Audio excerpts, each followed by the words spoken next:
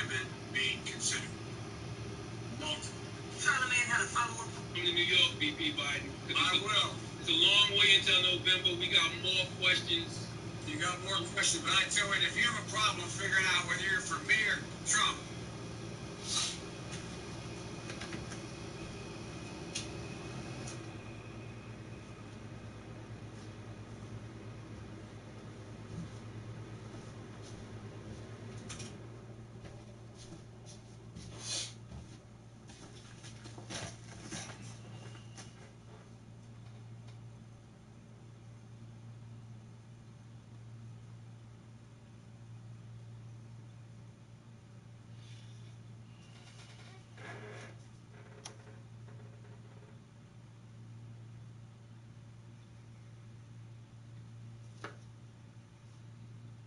and you ain't black. From the New York, VP Biden. I will. Long way until November. We got more questions. You got more questions, but I tell you, if you have a problem figuring out whether you're for me or Trump, you ain't black. The comment may have been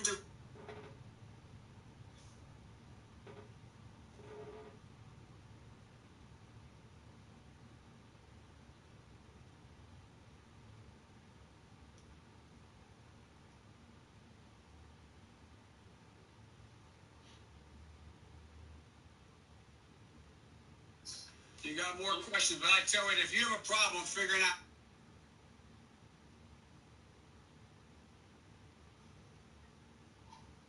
whether you're for me or Trump, and you ain't black. The comment may have been directed. Trump, and you ain't black. The comment may have been directed.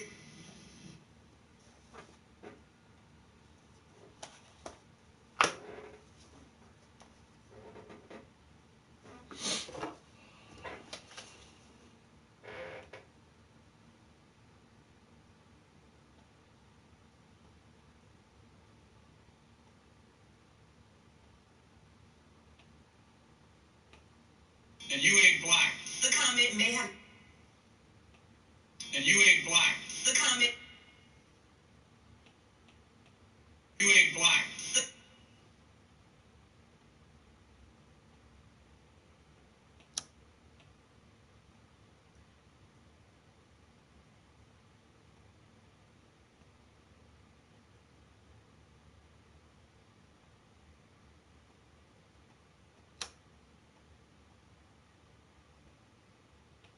You ain't black.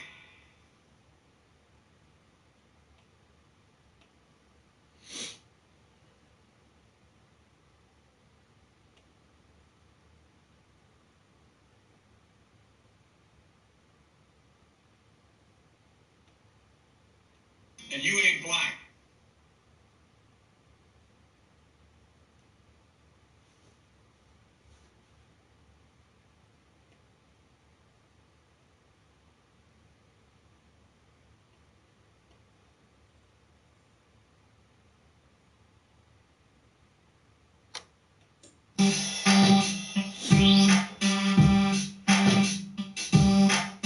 And you ain't black.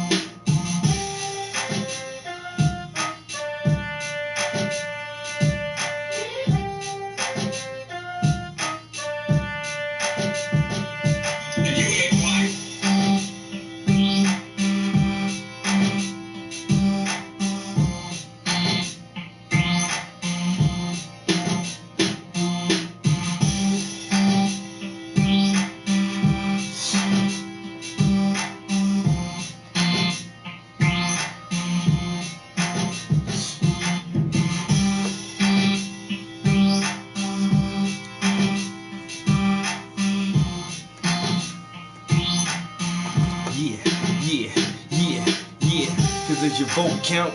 And does it matter? Cause does your vote count? And does it really matter? Cause does your vote count? And does it really matter? And all the propaganda, they like to spit a splatter. And they just chitter chatter about the bullshit. And in the pulpit, you know they ain't gon' pull it. Yeah. And on the podium, they tell you I'm the coldest and I'm the motive. Again, they tell you all this bullshit, but not the real motive. And get exploited and niggas get exploded and get disappointed. Get anointed while you think get exploited and the money getting shipped overseas to foreign countries and I can't buy the cheese overseas. The foreign countries and I can't even afford the cheese and I can't even cut the cheese. I can't cut the cheese and I can't even cut the cheese. I could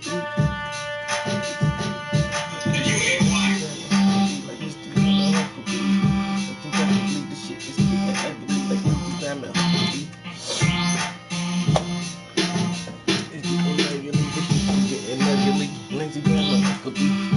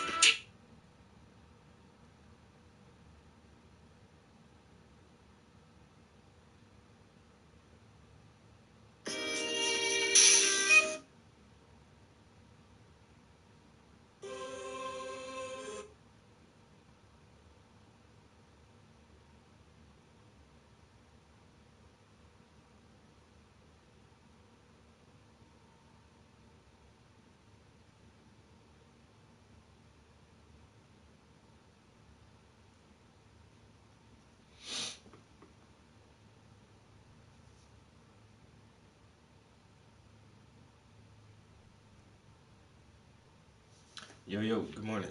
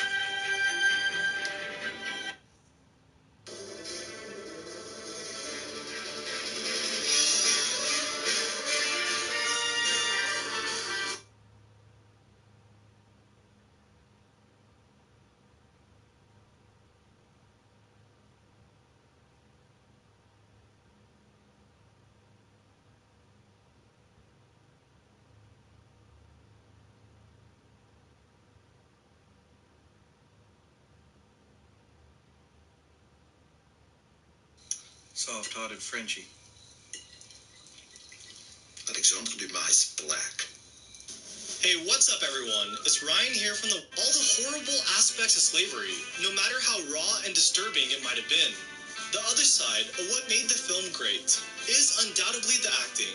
Whether it was Samuel L. Jackson, Christoph Waltz, or any of the other cast members, I feel like everyone definitely brought their A game out of any movie ever, clocking in at 110 uses. Throughout Quentin Tarantino's career, he certainly produced on Tarantino's reaction to the character. I think he'd feel that he hated him. But in a later interview, Tarantino revealed out of all the movies he's ever done, his favorite line is from Calvin Candy. So I guess it's sort of a love-hate relationship. Here's the line. Lay your palms flat on that tabletop. If you lift those palms off that turtle shell tabletop, Mr. Pooch is going to let loose with both barrels that sawed off. And a lot of lies sat around this dinner table here tonight, but that you can't believe. Will Smith, Idris Elba, Chris Tucker, Terrence Howard, Michael Kenneth Williams, and Tyrese Gibson were all considered for the role of Django. Tarantino envisioned Will Smith in the lead role, and even wrote the script with him in mind, but Smith ended up turning down the role. The reasoning behind why he declined it is a bit confusing, but it boils down to one of two factors. The first being that Smith felt that Django was not the lead role, Dr. Schultz was, and he really wanted to be the main character. But in a later interview, Smith said that the real reason he said no was because he thought the story was about vengeance, when he wanted it to be a film about love. Hey, little troublemaker. Greater Tarantino universe, and as such, has shared connection.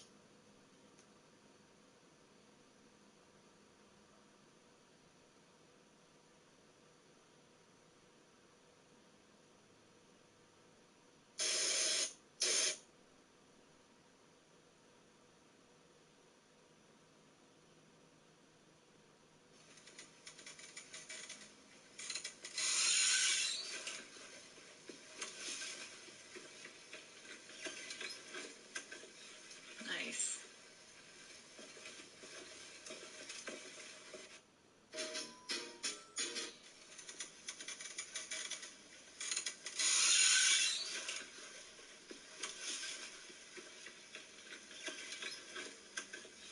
Nice.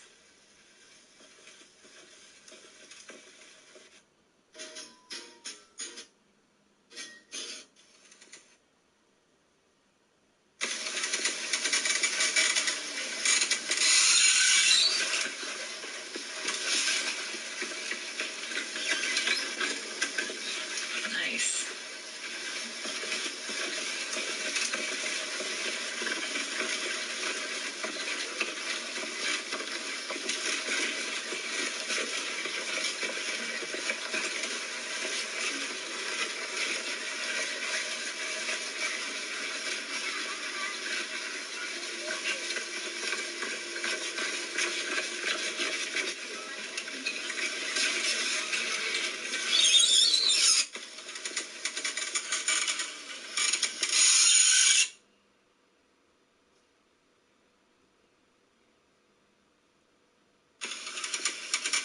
Wanted to see what I would...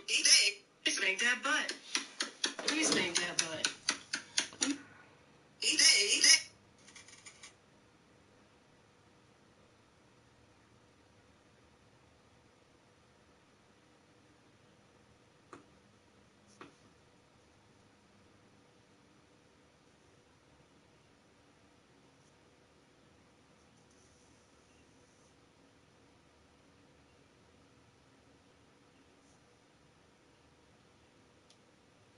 of power. And break it down for me. Okay, I'll give you an example back in the Board of Education. There was a time before this happened when my work was really embraced by the community. Okay? And we had, at the time, the school district was literally run by the community-based educators, and we had 9 community members. And to get anything passed, you needed 5 as a quorum. And I had 5 African American, Hispanic American members that liked my style. They respected what I was trying to do. Right? Now, if I wanted, and then they were the ones that chose who the superintendent was. So the superintendent was the one that ran the 35 schools, but it was the community school board that put the superintendent in that position. Okay?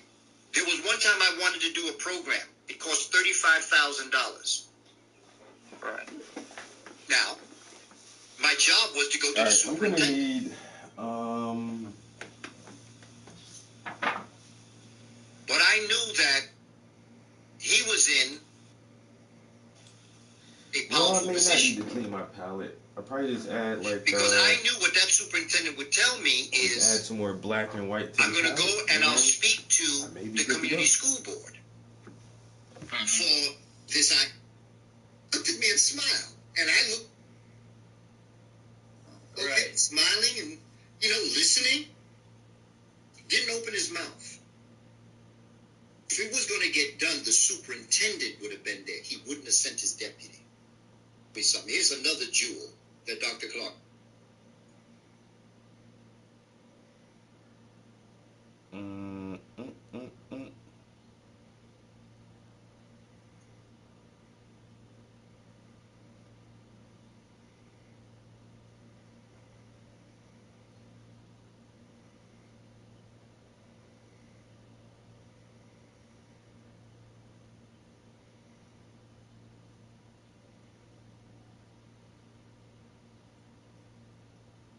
The midget bitches trying to get popular on Instagram now.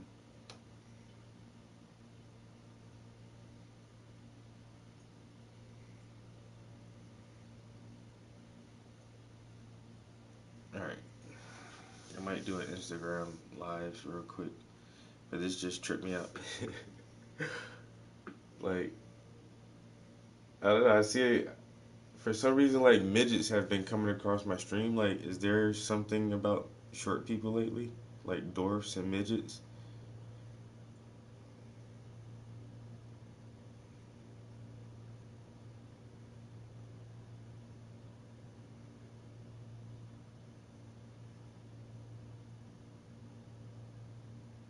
Yo, what the fuck? This is why I hate going through the fucking reels and shit, because you be seeing some crazy shit.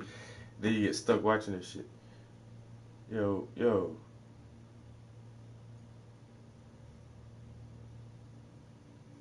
Did the motherfucking gas pedal get stuck or something? He's like, yeah, pull up, stop, bitch, stop. What the fuck, nigga? You just almost ran me over at the fucking trying to get an oil change. How did, like, it looks like the gas pedal got stuck or something, because this motherfucker floored it. And this is what happens when you start scrolling through Instagram. I see that this shit is addictive. And if it does this to me as a fucking adult who knows that, like, I have some shit I need to get done right now, imagine what this does to kids, yo. I couldn't imagine being 10 years old with this shit, yo.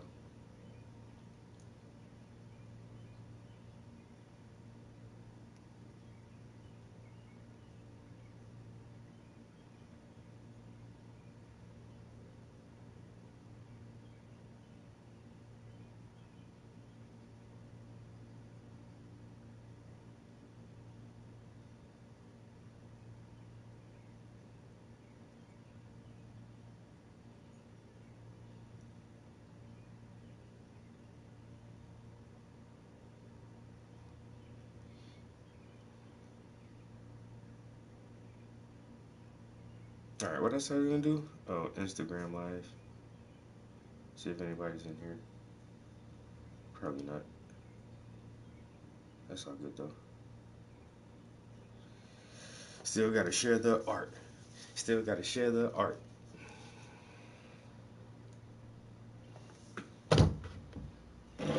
Alright. Instagram Live.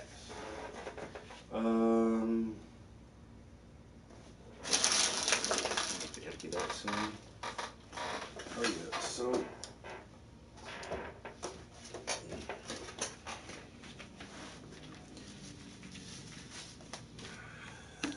bring some more waters up here too.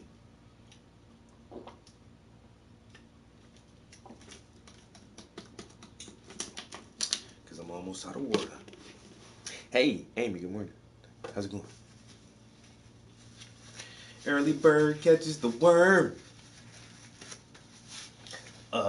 Yes, my studio is still messy. Early bird catches the worm. Alright, so I wanna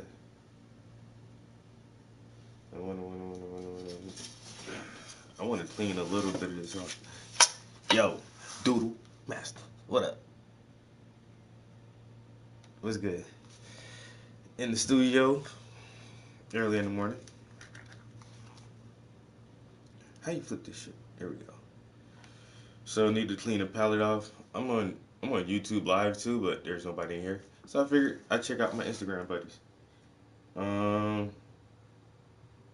Yeah, so this is getting kind of crusty. So I'm gonna take this black off right here. I need some more black, and I need to get that out the way. But mostly, we're gonna try to work on this camera and start detailing the camera. It's basically just black, and some grays, and some blues. Yep.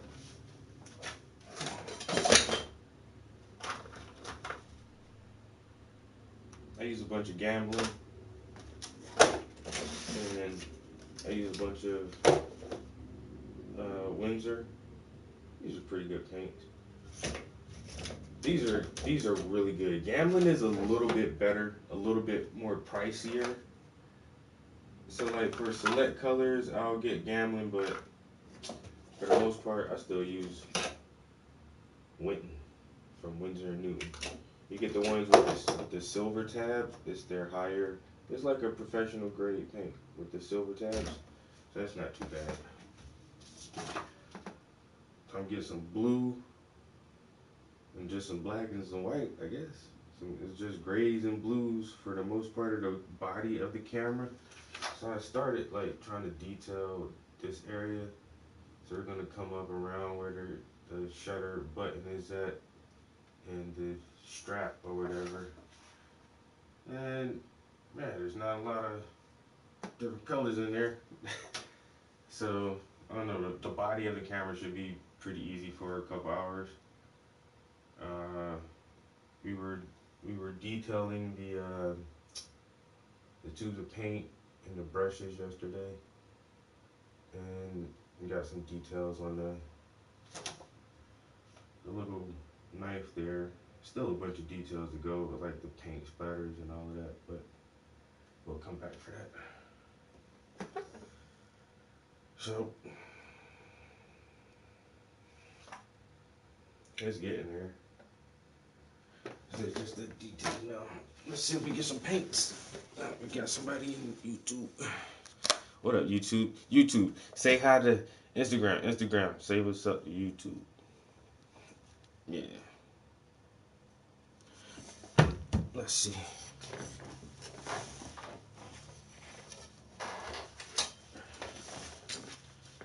I was in here making some beats earlier on GarageBand. I made 2 beats, and like, so I've been in here for an hour, but I ain't do shit yet.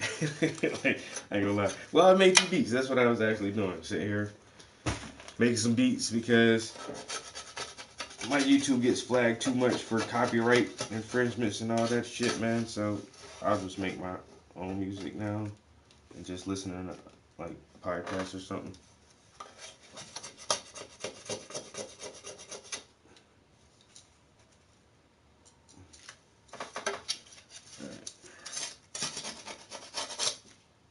Yo, dude, you should definitely do some live streams too, yo. I'd love to check out your stuff while you're working on it.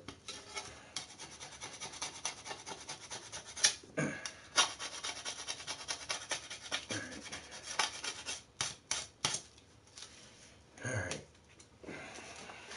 Oh, shit.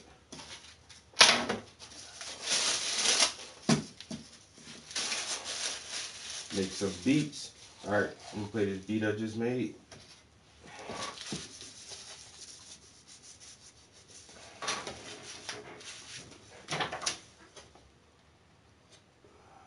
Literally just made this like 5 minutes ago.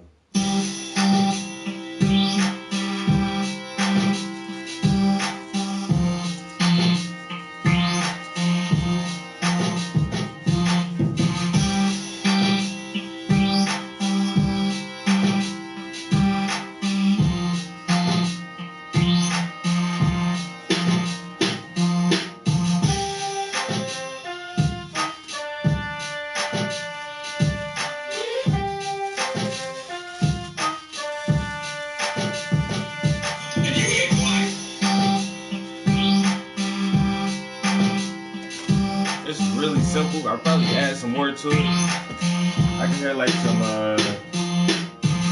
like a tambourine or something shaking in the background. That should be hot with a tambourine.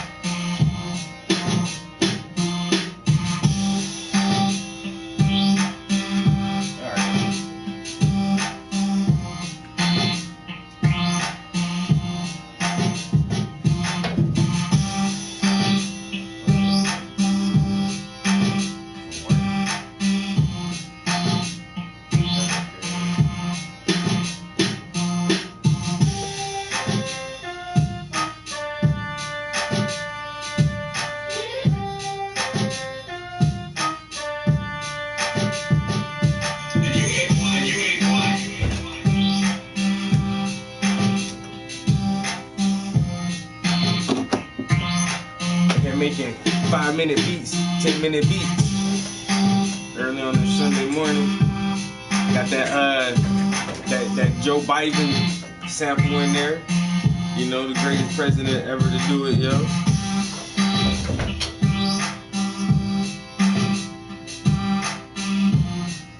Yo, what up? That Rose?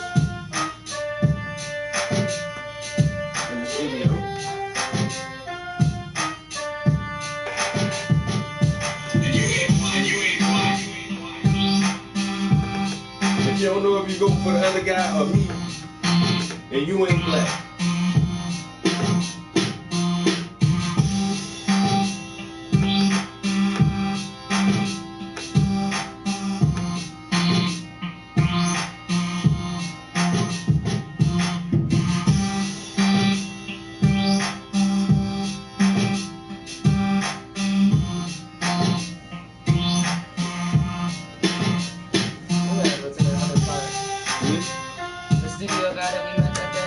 Yeah, I seen his stuff. Where he at? That's a Ricketts one.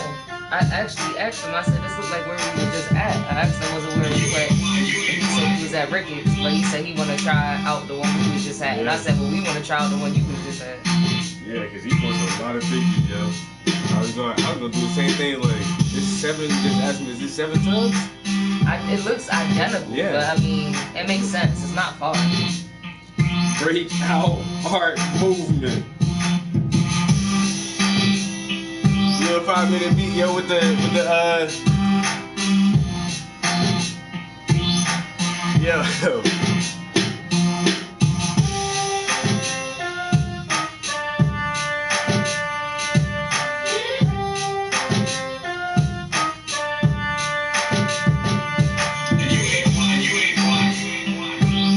I'm ready, yo. You ain't black, you ain't black, you ain't black.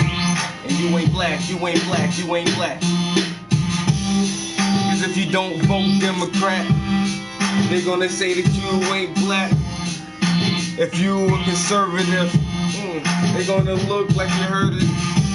And you ain't black, you ain't black. And you ain't black, you ain't black. All that other shit gone. I gave you the other one. You ain't black, you ain't black.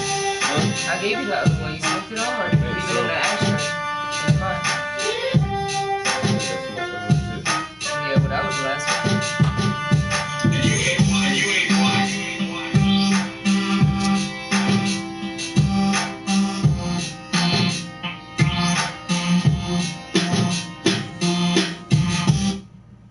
Alright, so I did that one. I just did this one.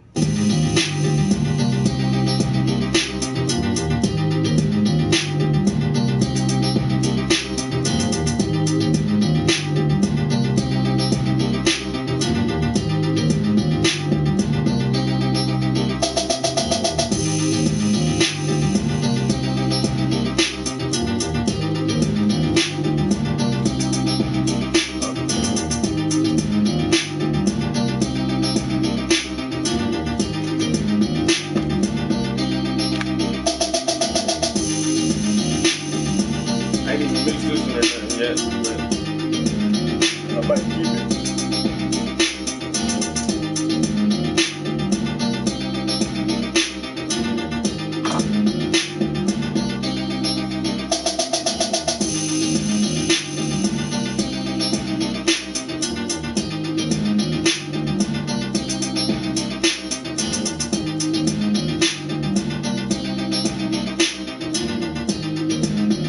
I got a word block.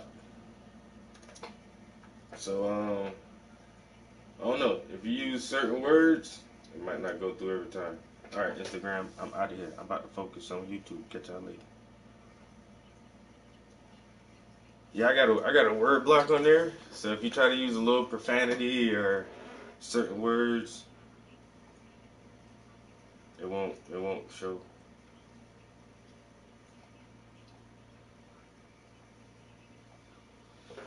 I don't know, when I first started streaming, people used to call me ugly, stupid, and like they're just certain words, like I just blocked all of them shits. You're not gonna sit in here and harass me in my own fucking stream.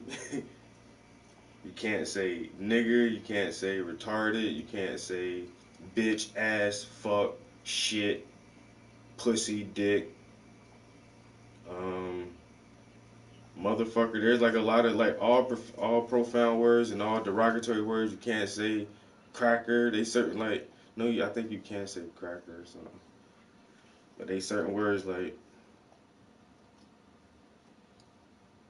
I tried to say sugar honey iced tea. It ain't gonna go through. Now me, I can go in the comments, I can type all the cuss words in the world.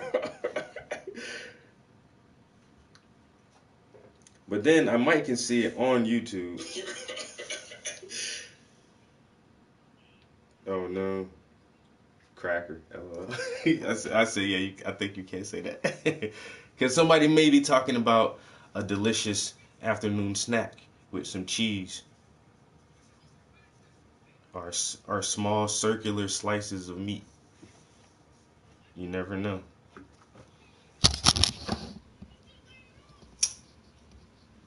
Really?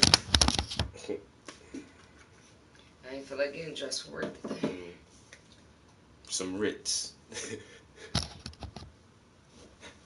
Why shouldn't white people go swimming? Because crackers get soggy when they're wet.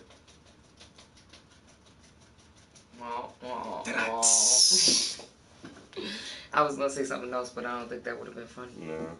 I don't know a lot of like but white people jokes like that. That's well, like the only one I really know. They say white people smell like wet dog, but most white people I know don't smell like wet White dog. people So don't where smell that like wet dogs. doesn't I don't know where that came from.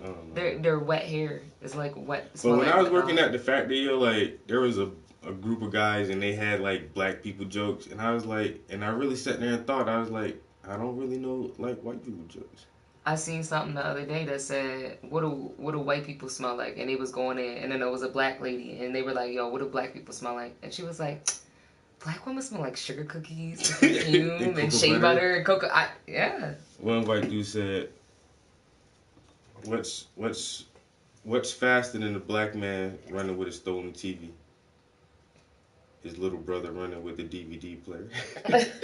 That's fucked up. I was like, damn, that's crazy. That's hilarious. How do y'all come up with these jokes, yo? That's fucked up. See, I don't mind racist jokes if it's fair. It's like everybody can get this smoke. Yeah. Because what I be wanting to know is why them little Asian ladies be standing so close to me in the store. Right? They looking for that Asian hate. Listen, I don't want no hate, man, but why is you on my... If I step back, I'm going to step on you.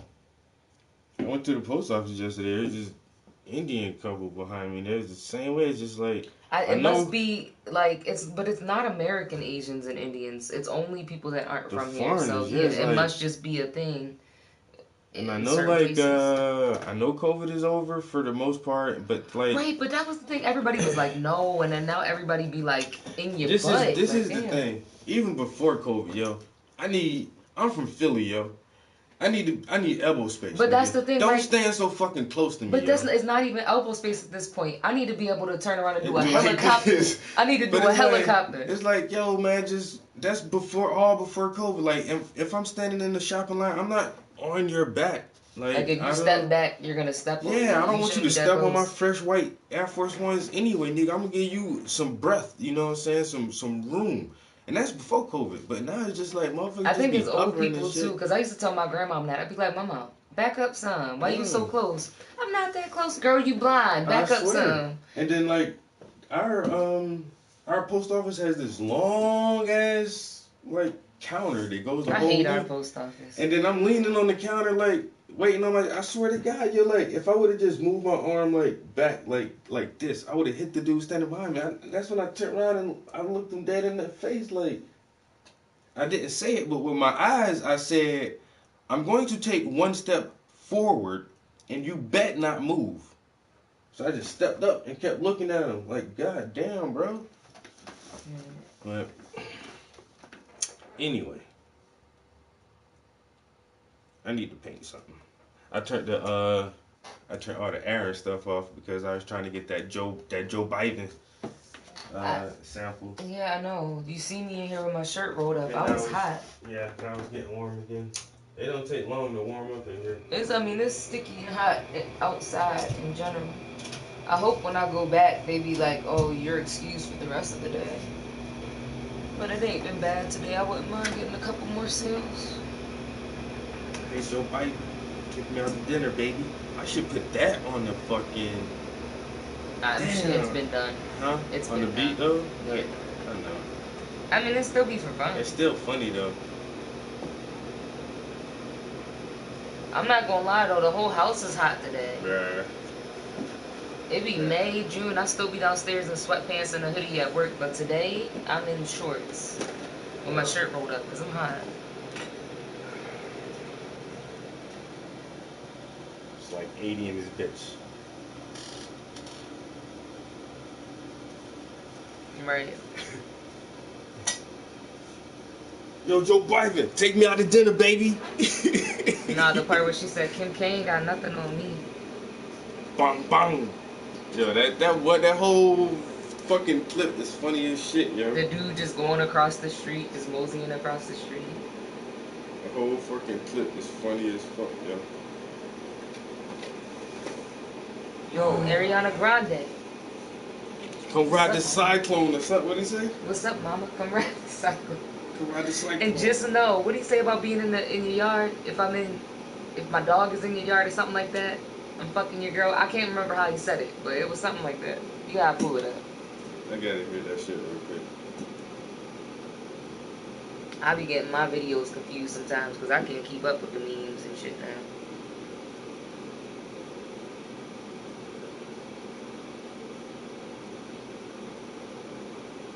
Bing bong. Fuck your life. Can't forget that part. Just know upstairs I'm going hard. That's what it was. Live from Coney Island. Are you vaccinated? Yes, sir. I was feeling thirsty. Your mom gave me a gallon of honey to quench that, you heard? It's no snow on the Your floor. mom. He's really skiing to Coney Island on a hard top. What we doing, Coney Island, Khalid? Real, son. We keep it real. Fuck your life. Bing, bang. He had too many shots. You want a shot? Hey, Ariana Grande, what's up, mama? I'll come to Coney Island and take a spin on the cyclone. I miss you. Let's see that flip, boy. Yeah. Put the yellow phones on. I have 7 female lines. Go to my Instagram. What do you want to tell Joe Biden right now? What's up, baby? Take me Why out he- the... Why you say Joe Biden? Joe Biden. What's up, baby? Mm-mm. Take me out Wait, to one more dinner. time. The beginning part took me out. He said my mom just bought me fucking honey to quench my thirst. Not my girl, my mom. Live from Coney Island. Are you vaccinated? Yes, sir. I was feeling thirsty. Your mom gave me a gallon of honey to quench What's that, that? you heard? It's no snow on the floor. He's really skiing to Coney Island on a hard top. What we doing, Coney Island, Khalid? Real, son. We keep it real. Fuck your life. Bing, bang. He had too many shots. You want a shot? Hey, Ariana Grande, what's up, mama? I'll come to Coney Island and take a spin on the cyclone. I miss you. Let's see that flip, boy. Yeah. With the yellow phones Put on. the yellow phones on. I have 7 female lives. Go to my Instagram. What do you want to tell 7 Joe female Biden right wives. now? What's up, baby? Take me out to dinner. Hey, yo. Hey, yo. But where's the one with the chick who says she looked better than Kim Kardashian? That's not the whole clip. That's the only one I ever seen. I thought that was that, but that might be a different clip. I gotta find it now. That is. Oh, no, he shared that. I don't know who posted that shit originally, but that's the full clip I ever seen.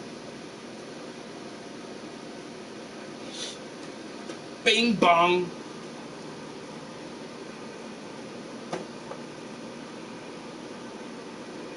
I miss you, mama.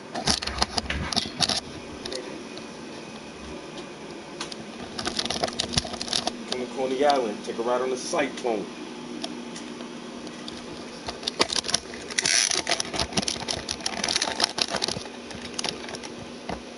Yeah, New Yorkers are a different breed of people. I swear. Damn, I do want to get that. I'll sample it later. Somebody said despite being absolutely chaotic, everyone actually seems pretty nice. Hey, they are. Everybody nice as shit. They're just having a good time. Just the fact that he's out there with a hard hat on and some honey in his hand. And this nigga like, no snow on the ground. He out here skiing on the hard top. No snow on the floor. Only got one ski on.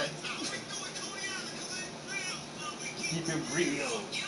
King Bong. Wait, and then there's a white dude who said that shit. Yes. Everybody sounds the same in New York. You can't even tell. You can't even fucking tell what the fuck a motherfucker is just by hearing him talk. But what is he on? Those are not rollerblades. That's a Segway. Not a Segway. He's on the Uniwheel. Like it's That's one, what I was about to say. It's like a motorized This unicycle. nigga is on a fucking unicycle. Fuck your life. He was Italian. You want a shot? Where he get the 2 dogs from? You see the 2 dogs he's holding? No, right. This nigga had a Henny and then he had 2 puppies. Like, wait, why he ain't got no pants on? He's got underwear on. Go to my Instagram, friend. Her.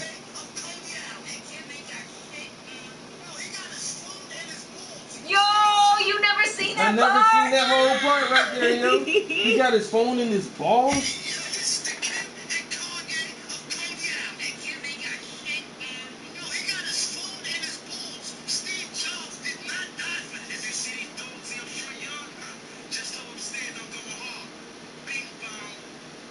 Where did Bing Bong come from? I don't know. I guess the dude told him to say Bing Bong. Bing Bong. Whoever the camera guy is hosting this shit, he be like, yo, say Or Bing Bong. maybe the other dude said it and it just spiked something that They was were just in different like, parts of the city. I know, but who said it first? One of them said that shit. He was like, "Oh, I like that. Let's do that." You know, upstairs I'm going hard. So I was like, "Is that a different video?" But it's not. I never saw that last part, yo. I miss you. With the yellow phones. Why he sound like DJ Khaled? He looked like him too. White shirt. Yo, he vibing. said, "I have 7 female wives." Go check my Instagram. What do you think a wife is? Wife, woman, husband. Go check my man. Instagram. Yo, but he just said I have 7 female wives. He had Like, to be oh, that is what a wife is. We know that. His voice how it trails off. Take me up. Oh wait, and I'm realizing he's the dude that's a couple with the Kim K. Yeah. Hey, yo. He said Kim ain't got shit on me. Steve Jobs. There's no upstairs. I'm going hard. Bing bong. A Coney Island Thanksgiving. I don't have time for this shit right now, and I'm so entertained. Yo, Rose. Look at me on my girl's Facebook page. We posted these fucking this post about snipping open a Freezy Pop and pouring liquor in it and then refreezing it. Yo, check that out. I'm doing that shit today, yo. Doing that shit today. Oh my god, so this is a thing. It's called Something Talk. Coney Island Thanksgiving. Side talk.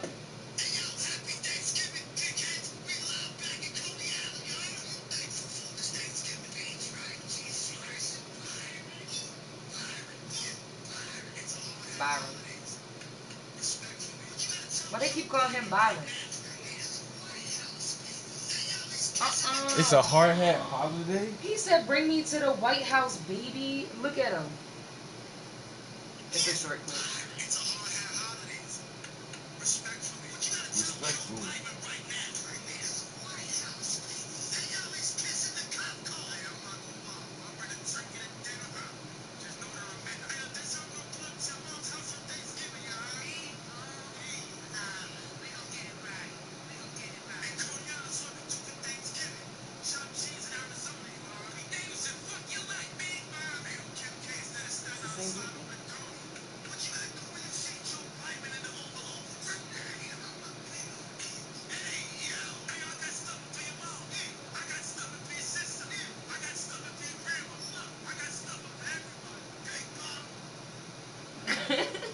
What the fuck? Bing bong. I'm subscribing. They got 646K subscribers. They're almost to 1 million. Was he really at work driving that fucking thing? I think probably one of the videos might have been authentic, but after that, like, they were looking to make it along the same lines. I got stuffing for your mom. I got stuffing for your sister. Right. Who else? For everybody.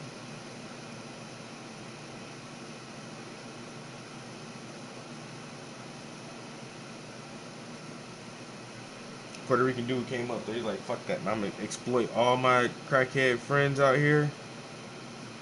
We about to make some money off you guys. I'm about to say, he better buy them some shit after that, too, when he makes some real money. I mean, he is good because we like his voice. We like him, too. It's not like he's not the star of the show, but that light-skinned crackhead dude is definitely the star. What are you going to do when you see Joe Biden in the White House? I'm going to give him a big kiss. Hey, yo. Ooh, bro said I want one. You know I'm stopping by to grab me one. I want one too. Hey Rose, I need to hear how you say Joe Byron. Ain't you from New York? Rose said, don't try me. I ain't from Coney Island. Damn. She ain't say that, but I know that's coming. Clint Weewood said hello, brother. Yo, we would. Happy Sunday. Why y'all ain't in church? I ain't gonna ask no more. Never mind. Ain't none of my business. Make sure y'all ask him that. It ain't none of my business. Why? I'm an atheist. That's why I don't go to church. They say if I go into church, I'm gonna burn up. Exactly. I was about to say that. It's gonna burn. And catch right on fire. My head look like a cotton ball. You know how grandparents be though, even though they don't understand, or older people, like, why you not going to church? I work on Sunday. I go to Bedside Baptist. It's the only place I can go. I called my sister. She ain't even go to church in the morning. She religious. You ain't going to church. Tomorrow. I'm putting micro braids in my hair. Bitch, this ain't 1997. What the fuck you doing with micro braids? That's gonna take her forever. She doing it herself too. That's why she ain't go to church. Yeah, I feel it. I'm putting micros in. Man, nigga. She should have started on Friday night. Who gonna help you take them out? I don't know. Yeah. That's the thing. Putting them in is one thing. Getting them out is a whole other story. That shit seemed harder trying to get them bitches out. Yeah, no. I'm so past micros. I think I did that once, and I will never. Small box braids, yeah, but micros, miss me. They look good though, but Clint said, "I wish you a good Sunday, brother." I know that's right, man.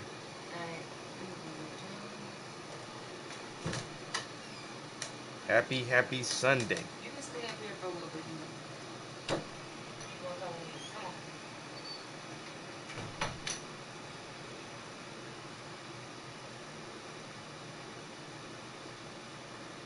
Yeah, she posted that video clip of somebody snipping open, and then like for my brush holder, I got the plastic sealer, like the heat sealer, and that's all you need, yo. She snipped open the motherfucking Freezy Pops and poured some liquor in that bitch, and then sealed it back up. You motherfucking genius! How the hell I ain't never in my life think to do that, and I have the tools to do it with. I have the tools. And I'm mad at myself today. Right now. I'm so mad at myself. I've never done that. Why haven't you done that? It's the most logical thing to do. When you have Freezy Pops, liquor, and a heat sealer. It's like the most logical thing to do. You know? Every time I think I'm smart, they go somebody saying you ain't as smart as me. Damn, bitch, you smart as shit, motherfucker. I'm gonna shake your hand. You figure that out by yourself? Man, let me shake your hand. God damn, man. Look, you done saved summer. This motherfucker has single-handedly saved the summertime. And then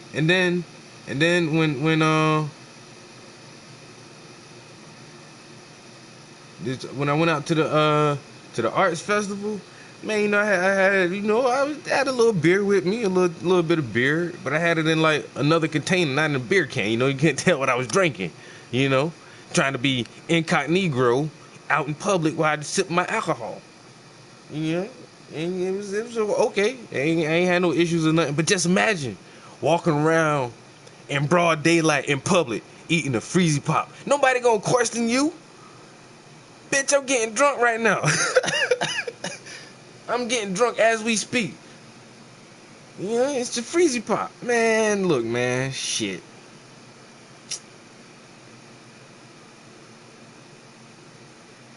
I almost want to stop and go do that shit now.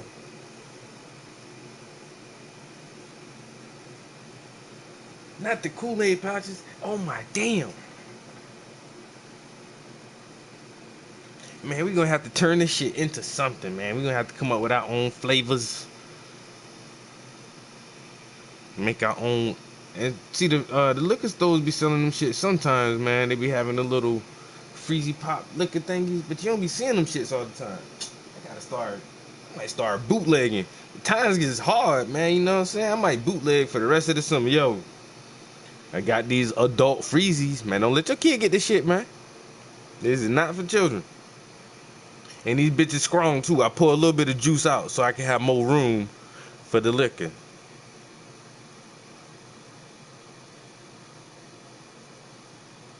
When you see a grown ass motherfucker in the grocery store just eating freezy pots, you already know, like, I know that's one of them special freezies from Trap House, ain't it? The adult freezies. Damn. I might have to hit the ice cream truck man up. You know what I'm saying? See if we can make a deal real quick. Hey, bro. Sell these shits off your truck, man. You know what I'm saying? You get a percentage of that shit, man. Just make sure it's for the adults now. Don't give these special ones to the kiddies. You gotta find a way to market this shit, man. But then there's that one place right downtown too. They got like frosted alcoholic beverages. I think me and my girl went there and they was like you couldn't take your drink out, you couldn't leave outside with it or something like. But they got like slushy, like alcoholic slushies.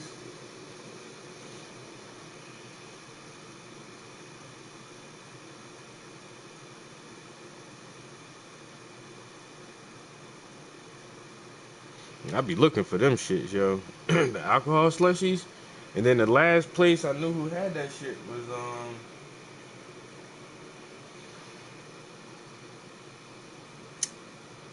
the one place on the square. That shit was called City Market. City Market Cafe or whatever. Yo, they had alcohol slushies.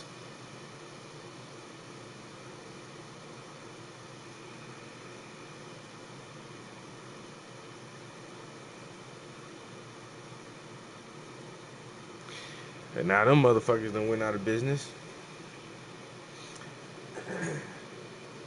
Me and my girl thinking about starting a business, but man, seeing everybody else close their doors, yo, this ain't gonna be no good time, honestly.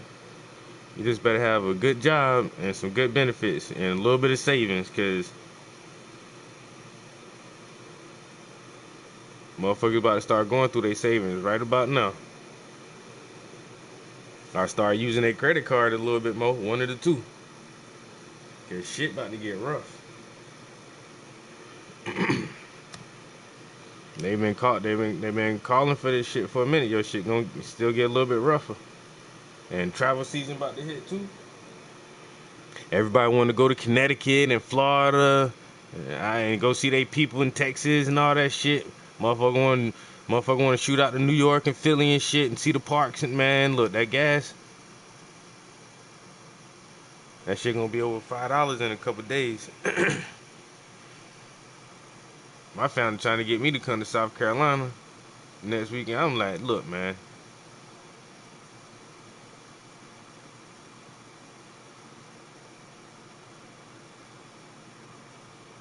Gas prices.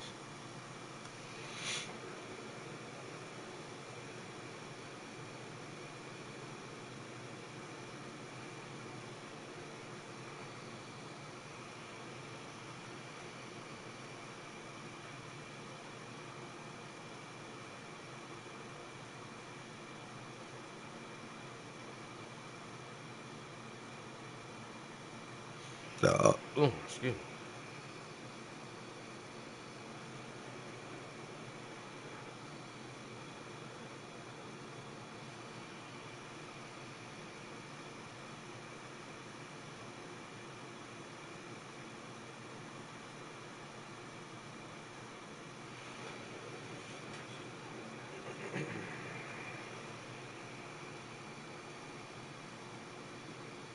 All right. So I want to listen to this one thing I seen on YouTube. It's this weird story, and I don't know. People just assume that they've kind of figured out the mystery, but I don't know how. I don't know the whole story. I just seen this one little clip.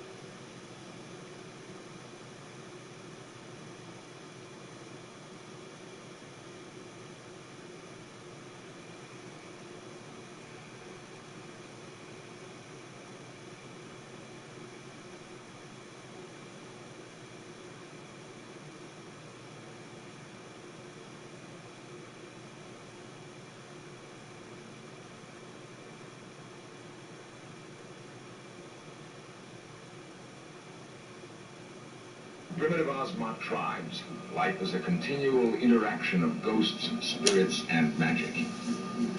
Tribal warfare is commonplace and expected. Death must be met with revenge. Among these fierce Aboriginal men, Michael Rockefeller traveled to study and learn. In their midst, he disappeared and was never seen again.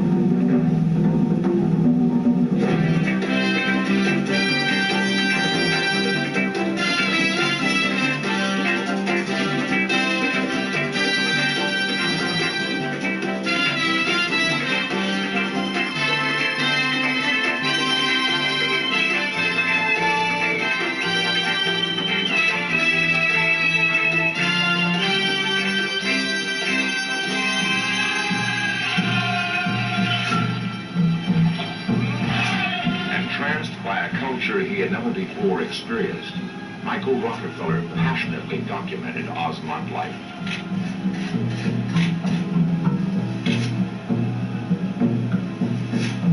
The Osmot was an adventure beyond his wildest dreams, yet one from which he would never return.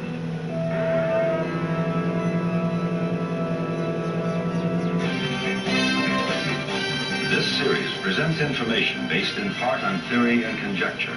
The producer's purpose is to suggest some possible explanation, but not necessarily the only ones, to the mysteries we will examine.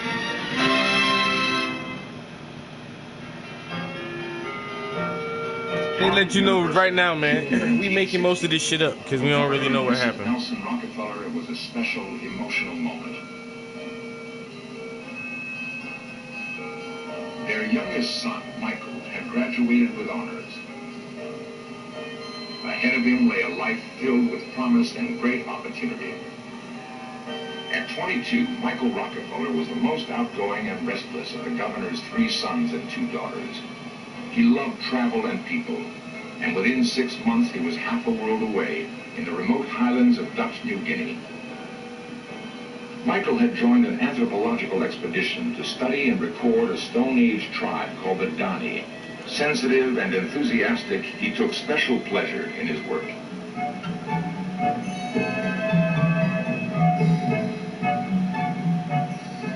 For 6 months, Michael served as the expedition's sound man and still photographer. When his work was over, he was drawn to another part of New Guinea, to a people called the Osmot.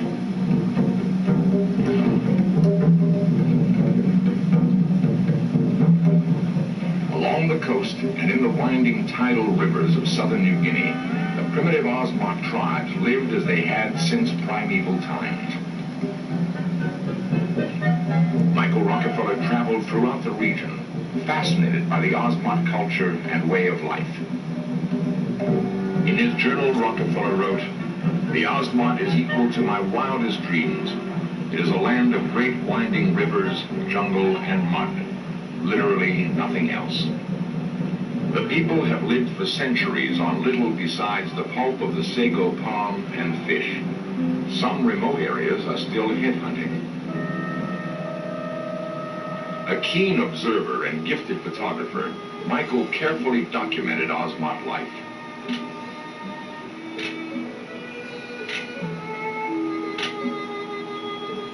In the Osmot people, Michael sensed a nobility that he admired and compassionately recorded.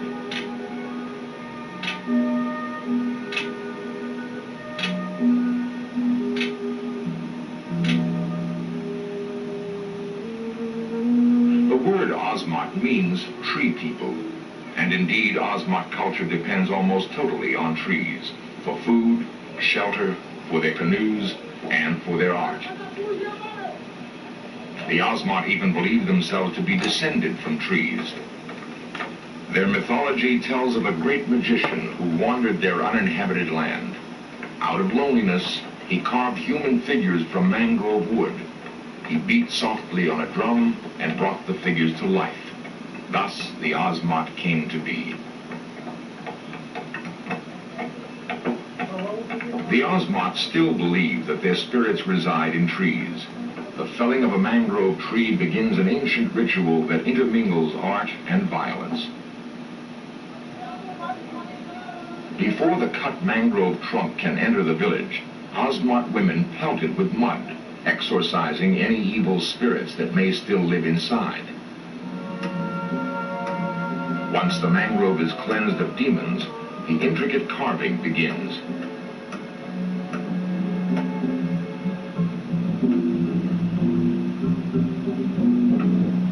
Shaped into the head of dead ancestors and kinsmen, the carving becomes a vital link between the material and spiritual worlds. For the Osmot, natural death does not exist. Only evil spirits and enemies account for the passing of life. The finished carving becomes a pledge to the dead that their spirits will be revenged. The beauty of Osmot art completely captivated Michael Rockefeller. In his journal, Rockefeller wrote, "The key to my fascination with the Osmot is the wood carving. The sculpture which the people here produce is some of the most extraordinary work in the primitive world." Full of youthful enthusiasm, Michael Rockefeller began collecting Osmot art.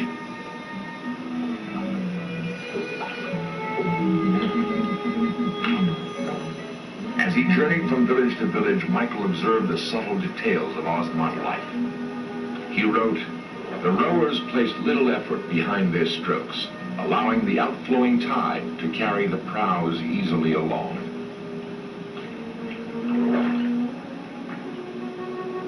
For weeks, Michael traveled through Osmot territory, often accompanied by missionaries and anthropologists.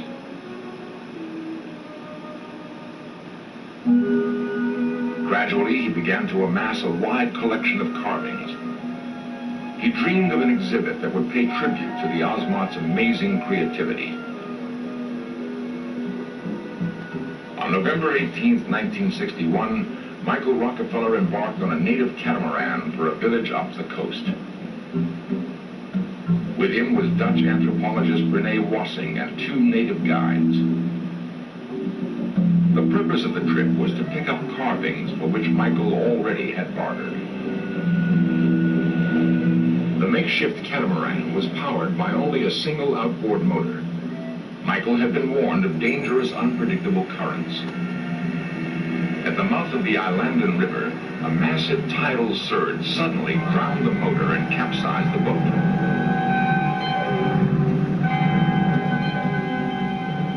The natives swam for help. Rockefeller and Wassing clung to the boat, hopelessly adrift. After a night in the water, fearing the natives had failed, Michael decided to go for help himself. Using 2 empty gasoline cans for extra buoyancy, he swam for shore. Michael Rockefeller and Renee Wassing didn't know it, but their native guides had made it back to land.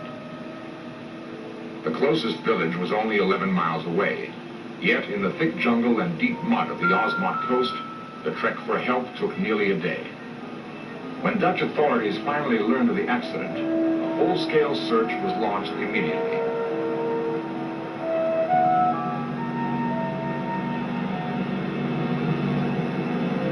Searchers combed over coastal rivers and seemingly endless spans of dense jungle shoreline. The region below was hostile and forbidding. The coastline was a muddy swamp with estuaries where crocodiles prowl. Beyond lay spongy tangles of sago palms and mangroves, alive with poisonous snakes, scorpions, and swarms of mosquitoes. The Osmot had named their home the Land of Lapping Death. Suddenly, a miracle. A flying boat had found Renee Wassing, still clinging to the capsized catamaran more than 20 miles out to sea. Stunned and exhausted, Wassing told reporters of the ordeal. He had tried unsuccessfully to dissuade Michael from attempting the swim to shore. Michael's last words were, "I think I can make it."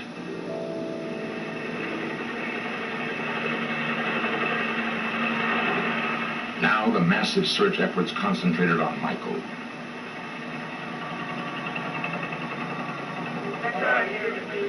The news that his son was lost had taken 3 days to reach Governor Rockefeller. Stunned and disoriented, he tried his best to deal with an endless onslaught of questions. I'm headed out there. Hopefully I'll find him before we get there, but to be there when they do find him, so if there's anything I can do, I will. In New Guinea, the news was not good. No trace of Michael had yet been found. For the native Osmont, the spectacle of the search was awesome and overwhelming. They had never seen anything like it. Several more days of searching yielded nothing. A pale and haggard father had almost given up hope. Then, the first clue. The red gasoline can that Michael used for extra buoyancy was found at sea. It was strong evidence that Michael had drowned, but at the same time, it offered a faint glimmer of hope. 5,000 natives began searching up and down the New Guinea coast, looking for any other trace of Michael. Nothing was found.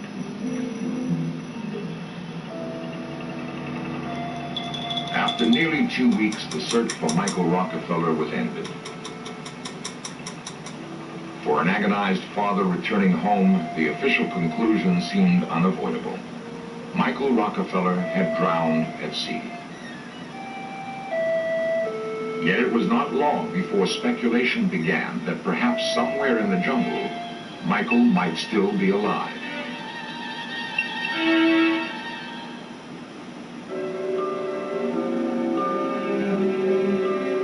New York City, 1968. 7 years after Michael Rockefeller's disappearance, one man was led to begin a personal search for the missing Rockefeller. Milt Macklin, a writer and magazine editor, was met in his office by a secretive man who would call himself only Donahue. Donahue told Macklin that several months before, on a tiny island called Kanapu, he had seen and talked with Michael Rockefeller. Intrigued with the story, Macklin made plans to go to New Guinea. Macklin's information from Donahue was sketchy, but he had decided to follow the difficult route. According to Donahue's story, Rockefeller was picked up by a native war party and taken by canoe on a 1,000-mile journey to the Trobriand Islands. As Macklin made his way through the jungle, he began to understand Michael's attraction to its primitive beauty.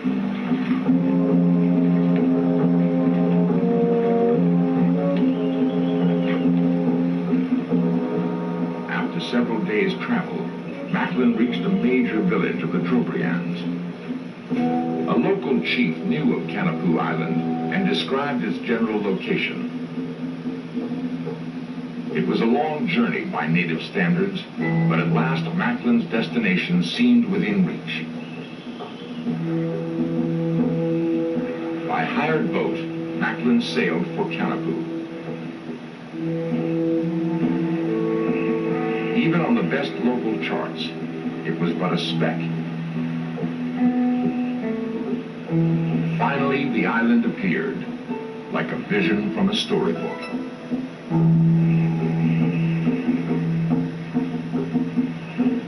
After a long and tiring journey, Milt Macklin approached his destination with hopeful expectation.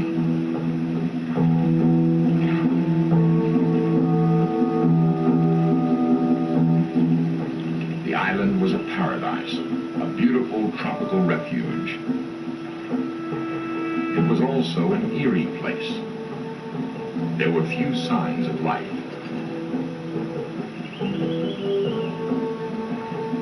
A careful search led finally to a makeshift shelter.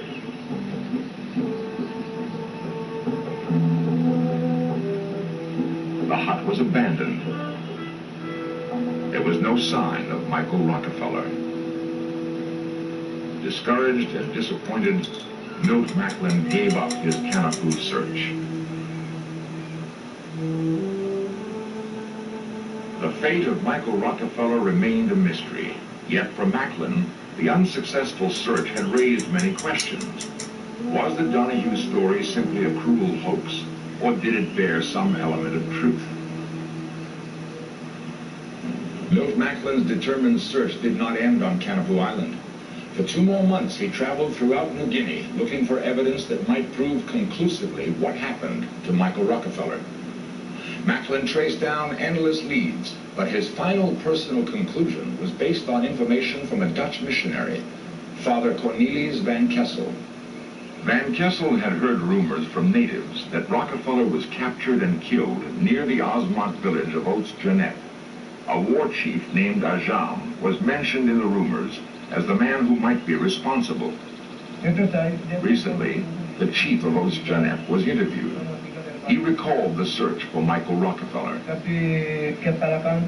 There were many airplanes and boats.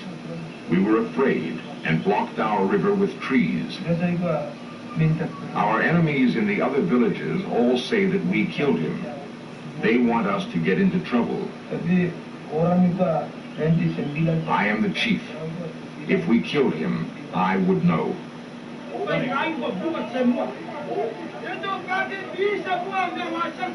The full and true story of Michael Rockefeller's disappearance may never be known. If the answer lies among the Osmont, a nearly impenetrable cultural curtain prevents a final solution. Yet, in the life of the Osmont, the age-old rites that once preceded tribal violence can still be witnessed. After the mangrove ancestor poles are carved, an elaborate ceremony begins in honor of the dead.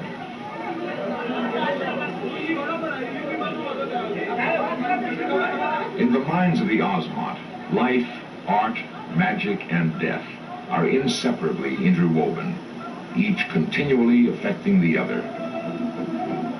Members of neighboring villages are ritually adopted by the celebrating tribe. Traditionally, however, they are the first to be killed when an intertribal feud arises. It is an accepted part in an ancient cycle of warfare and revenge.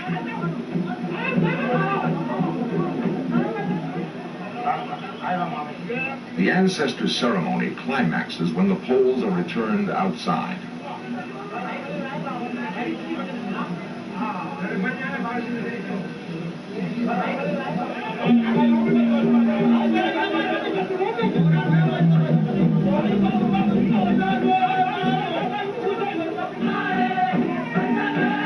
In mock battle, the entire village dances around the symbolic poles.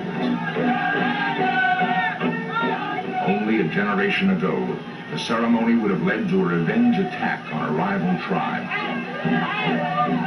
But headhunting has been outlawed. An age-old way of Osmont life has been brought to an end.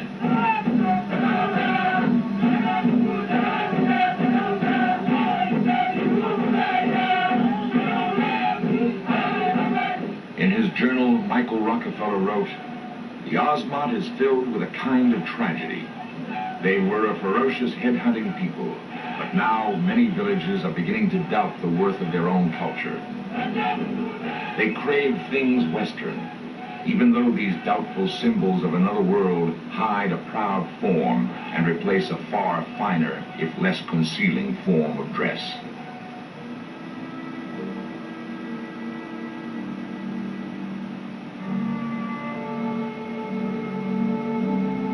Perhaps Michael Rockefeller's dedication to the Osmont was part of a larger personal quest for self-understanding and universal values which could guide him through life. I'd like to just say a word about Michael himself. Ever since he was little, he's been very aware of people, their feelings, their thoughts. He's a person who has always loved people and been loved by people. He had a tremendous enthusiasm and drive, loved life, has always loved beauty in people, beauty in nature and beauty in art, whether it's painting or sculpture, and has been quite an artist himself.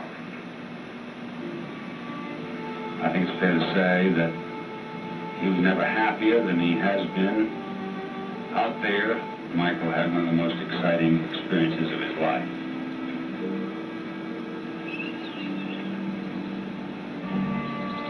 The mystery of Michael Rockefeller's disappearance may never be solved, but his passion and spirit will live on in his pictorial record of the Ozmont.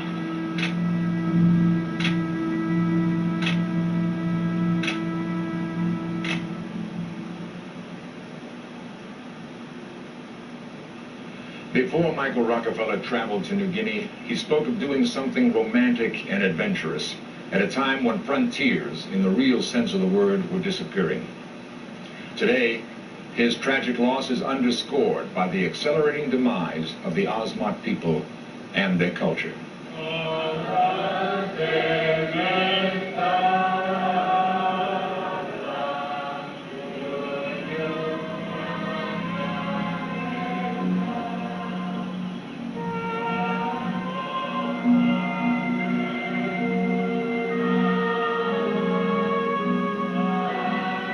While in New Guinea, Michael Rockefeller wrote, "The West thinks in terms of bringing advance and opportunity to such a place. In actuality, we bring a cultural bankruptcy which will last for many years." Tenuously, the Ozmont still hold on, among the last representatives of the beginning of humanity.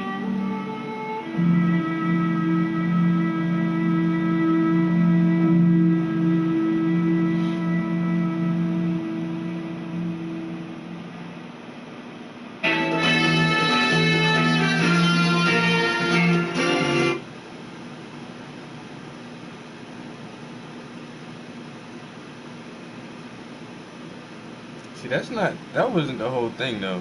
So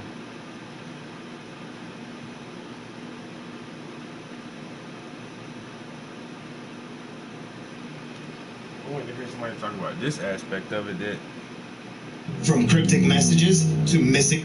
So I heard. So what we just watched about Michael Rockefeller is a not that old of a story. This shit happened in the 60s, and so the first clip that I heard, somebody shared on I think it was it was one of the short clips on YouTube, and it said that it briefly told that whole story that, oh, he went out here to study these people, he fell in love with their culture, something happened to his boat, he disappeared and wasn't ever seen again. But they added this extra little bit that years and years later, some other photographers were out there photographing this same group, this same tribal people, and they were looking at their fishermen row the boats, and there was one white guy rowing the boats with all these fucking dark-skinned New Guinea people. And so that was their first thought, like, yo, is that guy who went missing years ago? And they just kept him and integrated him into their society, and now he just lives amongst these primitive people.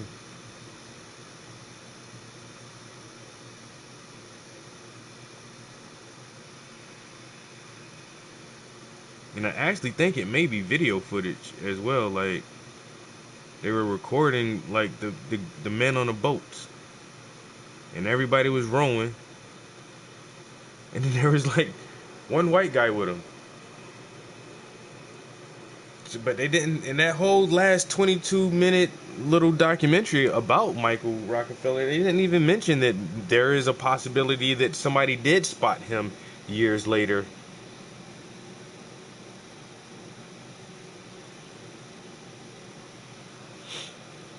Since these are 5 shocking, unexplained mysteries. 5. Number 5. Kryptos. Kryptos is a sculpture dedicated to the CIA office in Langley, Virginia. It is composed of 4 encrypted messages, and since its creation in 1990, only 3 of the 4 messages have been solved. Cryptanalysts, yes, that's an actual word, it's called cryptanalysts, have been scratching their heads for 26 years trying to figure out what the 4th code means. And at this point, most of them have to be a bit mad. The sculptor, Jim Sanborn, did not have a special background in cryptography, but he did have some help from a retired CIA agent. Even the solved parts were clouded in secrecy until 1999, when a computer scientist from California announced publicly that he had solved the first 3 codes. The NSA later claimed that some of their agents solved the codes back in 1992, but who can trust the NSA? Between subtle shading and the absence of light lies the nuance of occlusion. It was probably meant to say illusion, but this is the solution of the first code. The weird spelling is supposed to be a clue about the 4th code, and the 2nd and 3rd messages are a bit longer, and they seem to kind of tell a story. What do you think the 4th passage says? And more importantly, do you think there are agencies that have already solved the puzzle, but are reluctant to come out with the information? If all else fails, the author of the sculpture has promised that if he dies before the code is cracked, there will be a sort of historic record of sorts left to verify the claim. Only time will tell this story. Number 4. The monster with 21 faces. In the 80s, the Japanese food company Ezaki Glico, the people behind Pocky and other awesome sweets, was targeted by a crime syndicate that called itself the Monster with 21 Faces. The CEO of Glico was kidnapped in front of his family by 2 thugs, and in exchange for his life, they wanted 100 million yen, or about $850,000. And of course, 100 kilos of gold bullion, because why not? Somehow, the CEO escaped, but the Monster with 21 Faces did not stop there. The crime group sent a letter to Glico, informing them that all of the candy the company produced had been poisoned. This caused Glico around $21 million in losses, because they did test some of the candies, and they returned positive for cyanide. At this point, the monster was done messing around with the Ezaki Glico and focused its attention on the food company Morinaga. The guys behind Choco Balls? I don't know, I've never had it.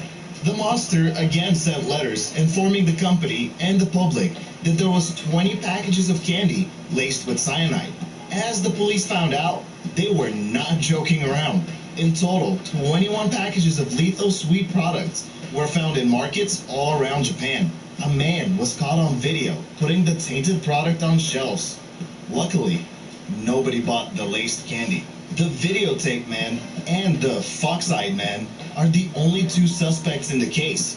They were never caught, and to this day, no one has any idea just how many people were behind the monster with 21 faces. I venture a guess that it was probably 21. Number 3. Do you know any of these people? On average, there are always at least 90,000 missing persons in the USA. And according to the FBI, there are about 50 active serial killers in the USA right now. So check your doors.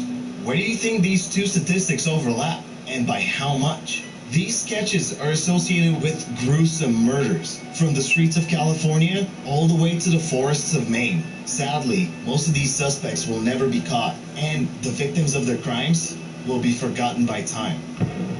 Number 2. Lake City Quiet Pills. Here's something that didn't happen decades ago, or maybe it did, and we're just now finding out about it. It is strange to start a grand mystery from a Reddit post, but where there's smoke, there's usually fire! Without getting carried away, some Reddit users believe they have uncovered a secret group of mercenaries that will do any job for the right price, including VIP escorts, drug smuggling, and murder. It all began with the apparent death of Reddit user Religion of Peace, a 79-year-old World War II vet who many believe was the leader of the group due to his involvement with shady characters' posts where he described in vivid detail how to dispose of dead bodies, and the fact that he operated LakeCityQuietPills.com. After some accidental detective work, there was hidden content found on the LCQP for short webpage, including job opportunities and general updates on the company. Immediately after being found out, the group switched to using encrypted messages and a little later deleted the website altogether. Nothing is known for sure, and there are too many different leads and theories surrounding the Lake City Quiet Pills. Most likely, The group is waiting for all this to become just another internet urban legend before they continue their shady work. Alright, I get it. Nobody gets the Lake City Quiet Pills thing. Let me explain. There is a huge ammunition factory in Lake City, and bullets are usually referred to as quiet pills because, you know, they kind of make you quiet forever. Number 1, the Michael Clark Rockefeller disappearance. Michael Clark Rockefeller was the son of New York Governor Nelson Rockefeller and a fourth-generation member of the famous Rockefeller family. He was prone to adventure, he was interested in primitive art, and he loved to travel around the world. Michael eventually ended up in Papua New Guinea in 1961. He was there on an expedition to learn about the local Asmat culture and to collect art pieces. On November 17, 1961, Michael, 2 tour guides, and Renee Wassing, a Dutch anthropologist, were boating to a nearby island when the pontoon boat swamped and overturned 3 miles from the shore. The 2 tour guides decided to swim for help, but it would be hours before they returned. At some point, when the boat had drifted about 12 miles from shore, Michael decided to abandon ship and try to swim to the nearest shore. I think I can make it. Those were his last words, and the fuel that started the mystery surrounding him. Did he die from exposure and exhaustion during his swim to the shore? Did he get eaten by a shark? Or was he involved in a cannibalistic ritual practiced by locals at the time? In 1968, a New York Magazine editor went to New Guinea to investigate the case and concluded that Michael Rockefeller was most likely the victim of cannibalism. The story does not end there, though. In 2004, documentary maker Fraser Heston discovered footage from the New York Magazine expedition that raises more questions than it answers. You can see a pale white man with a beard canoeing alongside Asmat tribesmen. Is it possible that Michael Rockefeller gave up being a part of one of the most influential families in the world so he can live out the rest of his years as a member of a primitive tribe? We may never know. Thanks for watching. If you have any awesome suggestions about future videos, I might have to look that first one. What was the first one again? Some kind of code outside the FBI office? Anybody ever heard of that shit? Man, I ain't never heard of that shit before. It's a artwork structure, some kind of art installation that has a code carved into it, which is nobody can figure. Only 3 codes have been cracked, and there's a 4th one that nobody has seemed to figure out yet. All right, I gotta go grab a snack or something to eat real quick, and then we'll come back and try to add some more details to this camera for another hour or so.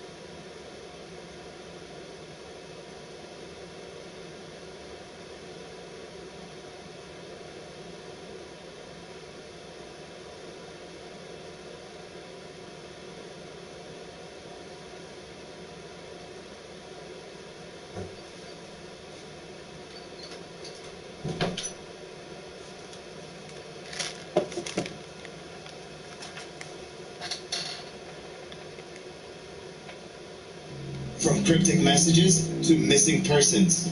These are 5 shocking, unexplained mysteries.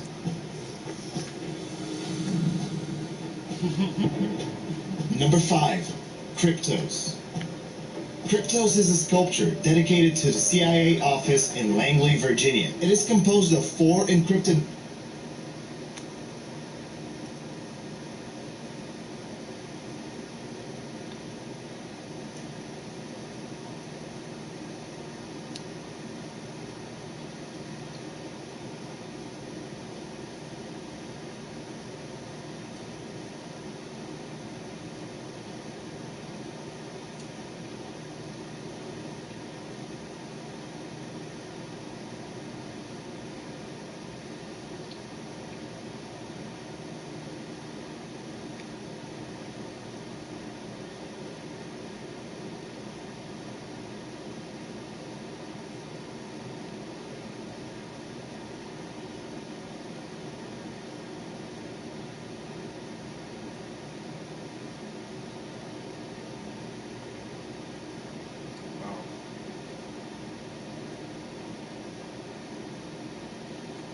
I never heard this shit. Storied tradition of his great-great-grandmother, Goldie knows to never compromise.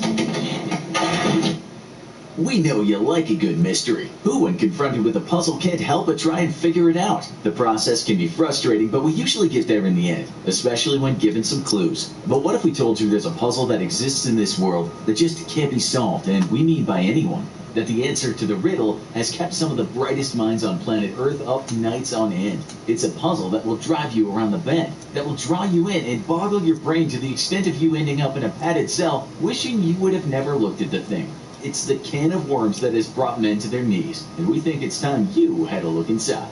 The story of this puzzle goes back to the early 1990s, when the Central Intelligence Agency had a new building at their headquarters in Langley, Virginia. The CIA had this new place, and they wanted it to look nice. That's why the agency's Fine Arts Commission got to work on decorating the place. A local artist by the name of James Sanborn was commissioned to build the sculpture, but this was going to be no ordinary sculpture. In the spirit of the secrecy of the CIA, this thing was going to be both an artwork and an unfathomable mystery.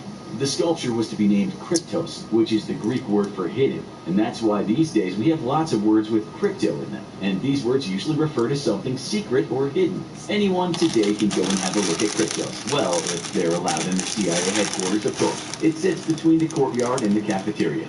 It might be a mysterious puzzle, but it's certainly not shrouded in mystery. The artist that was chosen to build the sculpture was known for creating things that made people think about the strange forces of nature. And being a man of high intelligence, he read up on cryptography before starting his design. He also worked with the CIA cryptographer. The sculpture itself is quite beautiful to look at. The materials used were petrified wood, quartz, polished red granite, copper plate, and lodestone. And sure, it's pleasant on the eye, but to most people the code written on it would mean absolutely nothing to them. To some of the world's best cryptanalysts, amateurs or professionals, it was a huge challenge. Quite literally for some, a challenge of a lifetime. The part of the sculpture that the messages are written on is S-shaped copper screen. There are 4 encrypted messages in all, and at first glance they obviously have no meaning.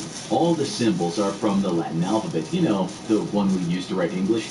Here's an example of part of one of the messages. ENUFPHZLRFAXYU. You get the point. We're not going to read the whole thing out.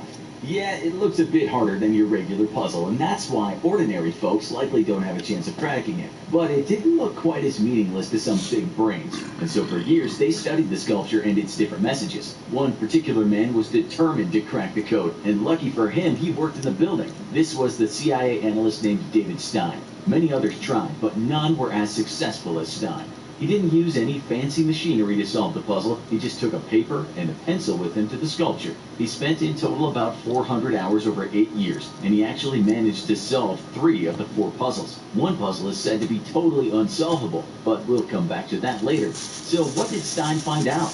Well, for a while, the CIA kept it a secret. They told him, well done, you are correct, but keep a lid on it. And a year later, they said, okay, you can publish your results in an internal newsletter. But to people like you and I, it remained classified for years to come. Didn't really matter that the CIA kept it a secret, because a computer scientist cracked the 3 puzzles sometime later. Still, this didn't become public knowledge, or at least the solution didn't. He also kind of cheated because he used a computer. Stein did it with his old school pad and pencil. After the CIA declassified what Stein had found out, the world could read what he said about his 7 years with the puzzle. It's quite beautiful how he described the feeling of finally seeing how it all fit together. This is part of what he said. I was hit by that sweetly ecstatic, rare experience that I've heard described as a moment of clarity. All the doubts and speculations about the thousands of possible alternate paths simply melted away, and I clearly saw the one correct course laid out in front of me. To solve the first message, he had to use something called the Vigenère cipher. Just explaining how this works is not easy, but we'll give it a shot. We should say that these days you can enter a bunch of jumbled letters into a computer and then try out a bunch of ciphers. But with Stein, he had to know the cipher and then work it out on his pad. Okay, so as an example, let's show you this. What does that mean? Not much to you, we expect. But using the Vigenère cipher, it reads, the quick brown fox jumps over 13 lazy dogs. Hey, presto, aren't we clever? No, we just found that example on the internet. Not in a million years would we have seen those jumbled words and seen foxes jumping over dogs if we had to work it out for ourselves. It works like this. A simple hidden code might just be substituting one letter for another, such as A's are actually B's and D's are actually M's. This level of decoding is pretty simple, and even we could crack a message like that. Once you know the substitution, it's easy to read the full message. Prisoners serving time might write coded messages like this, and prison guards can crack them with ease. Those guys aren't qualified to work at the CIA, though. The difference with the Vigenère cipher is that there are lots of substitution alphabets. One letter isn't always substituted for another, and now it gets hard. There are many different alphabets that are used, and they can shift depending on where a keyword is placed. Basically, you have to know how each letter is substituted given that keyword and which alphabet you're using. If that sounds confusing to you, don't worry. It is to everyone. This is what the Vigenère cipher looks like in all those different alphabets. The solution to the first message on the sculpture actually spelled this sentence. Between subtle shading and the absence of light lies the nuance of illusion. To solve the second puzzle, he couldn't use the same Vigenère cipher. Instead, another kind of formula was used, and that was a coordinate system called an abscissa. It's like a graph with an axis, so Stein could look at the scrambled message and using this picked out the right letters. He also had to know a keyword. Part of the solution read, it was totally invisible. How's that possible? They used the Earth's magnetic field for X. The information was gathered and transmitted underground to an unknown location X. Does Langley know about this? When you read the full text, you get the coordinates 38 degrees, 57 minutes, 6.5 seconds north, 77 degrees, 8 minutes, 44 seconds west. And that is somewhere in the headquarters at Langley. The third part of the puzzle was solved using something called a transposition cipher. This kind of cipher doesn't substitute one letter for another in an alphabet, but the letters are arranged so that if you use a key, you can spell a word. You have to find the right key.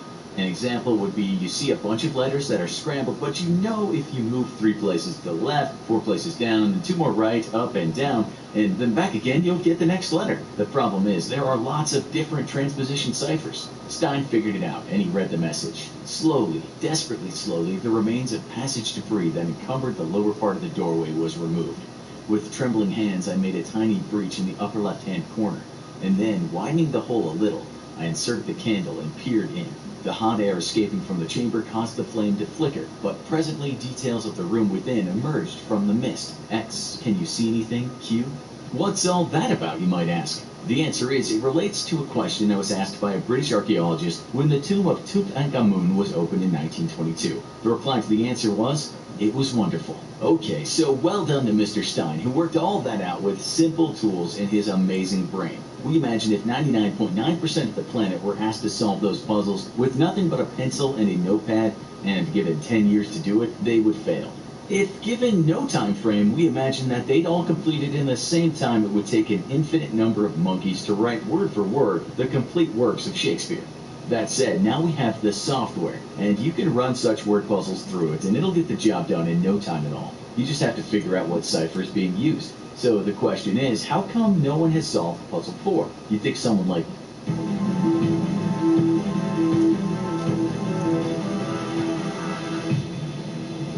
Elon Musk, when armed with a team of crack engineers and the best cipher software known to man, could do it. But he hasn't, and neither has anyone else. This is part of the last puzzle. OBKRUOXOXGHULB. You get it. 6 years ago, a clue was given, and that clue was clock. Since the fall of the Berlin Wall was happening at the time the sculpture was being built, some people think that this clock might relate to the famous Berlin clock. It's no normal clock, though, and instead of using numbers, it uses sequences of colors. Each color denotes a time, so you have to read the time by looking at a sequence of colors. It all sounds very CIA. Still, the Berlin clock theory hasn't led to the solution of Puzzle 4. Clock might also relate to a method used by a Polish cryptographer to decrypt German Enigma ciphers. The famous British cryptologist Alan Turing used this kind of method to break codes. Years have passed since the clock clue was given, and still, no one has figured out the hidden message. And we assure you, many people have tried. There are threads on the internet that discuss this last unsolved puzzle, and people think that the reason no one can crack the code is because the cipher used is something no one has ever seen before. The CIA, the NSA, the best code breakers on the planet cannot seem to unravel this mystery. It's widely believed that to crack the complete puzzle, every message needs to be solved, because each message has a clue. If Puzzle 4 is not solved, then the entire puzzle cannot be solved. It's exciting to think about what it could all mean.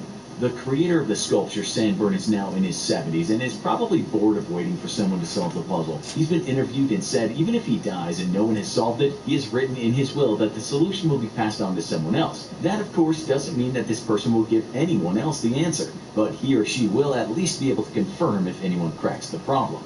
Maybe you should have a go at cracking this last code, because if you do, we have no doubt that your name will go down in history, and you'll likely be given a job at the CIA. This show might have been a bit more of a strain on the brain, so we want to put you in total relaxation mode now. Have a look at these mind-relaxing videos, and then take another shot at the code. That's crazy.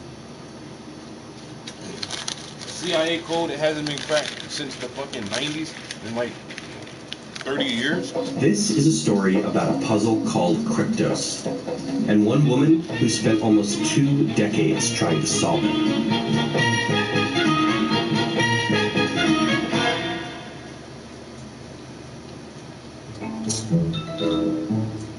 In the heart of the CIA headquarters lies a mystery. Okay, probably more than one mystery, but this one is weird because it's meant to be solved.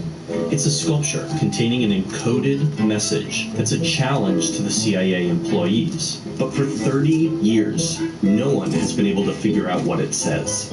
If anyone's got a shot, it's Ilonka Dunin. I mean, just listen to her. When my friends and family ask me what I want for Christmas, I tell them to get several puzzles, mix all the pieces together, and then just give me a bag of pieces. I enjoy seeing order come out of chaos. When Ilonka's not solving jigsaw puzzles, she's cracking codes, and she's good at it. The Da Vinci Code's author even named a character after her, Nola K. I mean, it's an anagram, but, you know, that's the kind of thing puzzle people do. One day, Ilonka ran into a code that finally stumped her. I first heard about Kryptos, I think, in late 2000. It is about 12 feet tall and 20 feet long. It has thousands of characters carved into it. Kryptos has 4 codes in it. 3 of the 4 have been solved. The 4th has not been solved, and it is considered to be one of the most famous unsolved codes in the world. Here we are going on 30 years, and it still hasn't been cracked. Ilonka and cryptanalysts around the world have tried every technique in the book.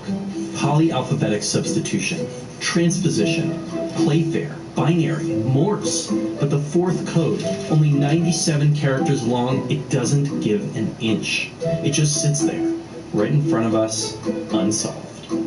So it raises a question of why.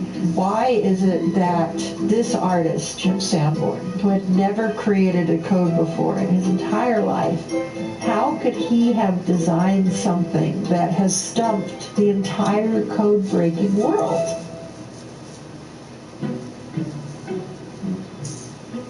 Welcome to the island of Jim Sanborn. He is the artist who made Kryptos, and he's the only person on Earth who knows the solution. The code itself is in a safe deposit box. That's pretty much where it stays. In the late 1980s, the CIA was required that they have a sculpture. I was ultimately selected to do the work on the exterior of the building. So I chose to do a piece using encoded text.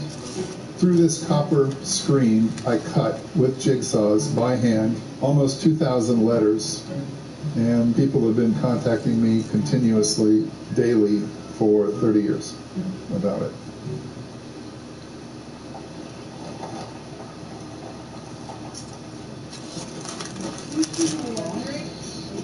And he assures everyone that there is a solution to the final code.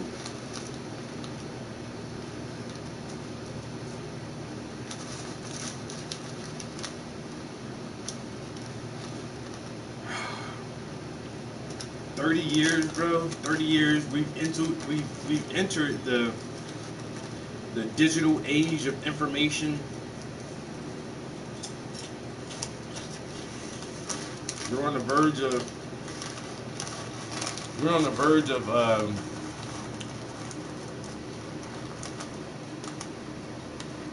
excuse me.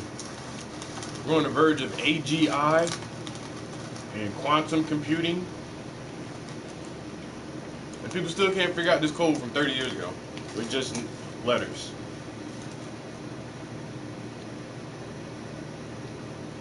And it's only 96 letters long.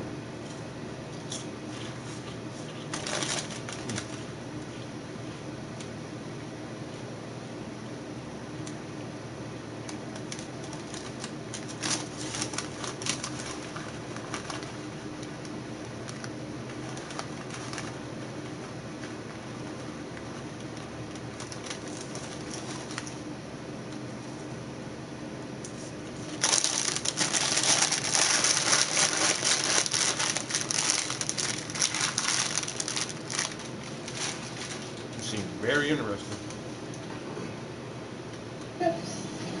There is actually a Kryptos group that meets every year or so to do everything humanly possible to get me to give them a clue to Kryptos. Our Kryptos community is made up of people all around the world. We have thousands of people that are interested in Kryptos and either cracking it or helping to see it cracked. And some of them are professional code breakers. Some of them are students. Often someone will just come in and toss out an idea, and then there will be some brainstorming. The topography has changed. Has anything changed in terms of the solutions of Kryptos because of the changes? That's a trap question. Often it's just a case of everyone just wants to listen to every single thing that Jim might say about Kryptos, because there's that hope that he will drop that clue, that little hint that'll help. So if one invested a lot of time in the environment around Kryptos, that would be kind of silly. I still have to be very vigilant and extremely poker faced when everybody wants to know what it says. But I've gotten, after 30 years, fairly good at making it so that I don't flinch or offer them a tell. And so far, so good. It's been 30 years since Kryptos was unveiled at the CIA, and still, people are working to crack that fourth code every single day. I think every artwork strives to hold your attention for as long as possible. But if it's an artwork that contains something that keeps your attention for even 10 minutes, much less 30 years, I get a great sense of satisfaction from that. It's become part of many, many people's lives, and I think that's the most important part. People have asked me if I want to be the one that solves Kryptos. And it doesn't have to be me. I want to see it solved.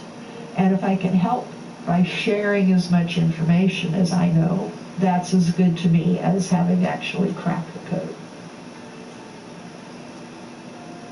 If I had to place a bet, Kryptos, yes, Kryptos will be solved. I couldn't tell you when, but it's a real code, it's a real cipher, it's solvable.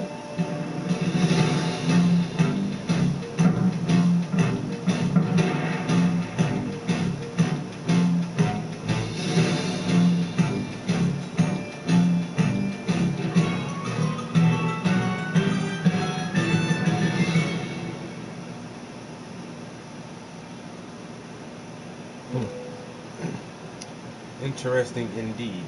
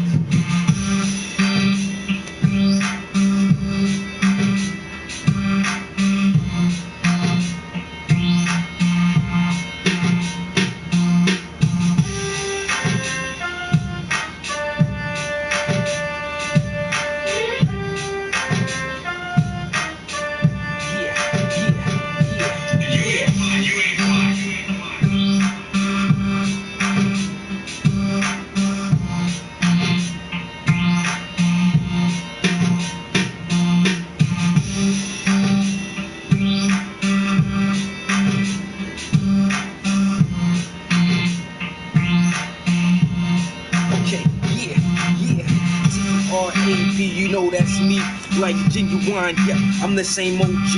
A gangster and a gentleman, Carolina's commodity. We killers like shotters and show you right where them bodies be. We move homicidal with murder, you niggas logically. I'm banging the waitress, she put poison in your pasta piece. I'm like a pit who popped the leash, more like a cocky beast. Puffing on that pocky weed, thinking about the prophecy. And then I cock and squeeze, rob you like a lottery. Payday, payday, I use that pump. Mayday, mayday, we need more blunts. Yeah, yeah.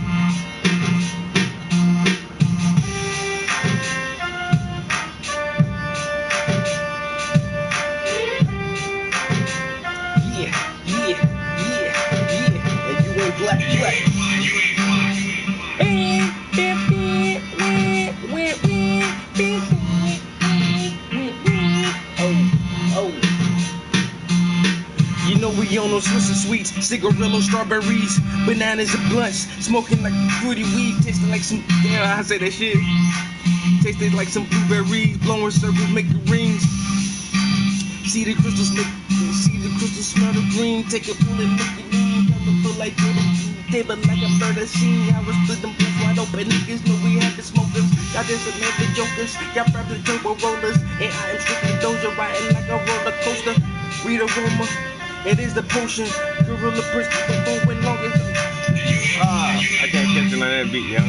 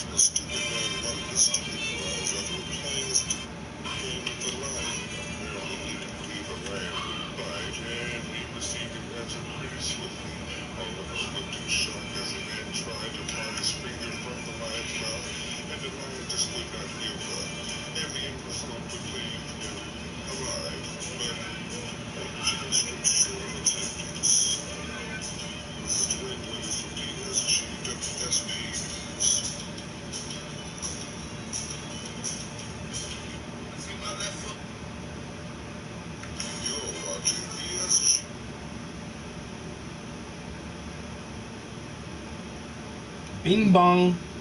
Got that nigga.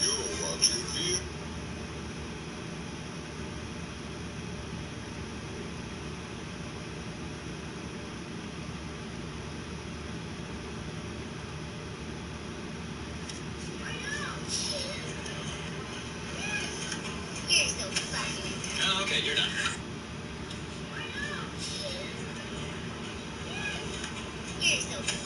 Oh, okay, you're done. None of these people realize they're in the presence of a certified fork.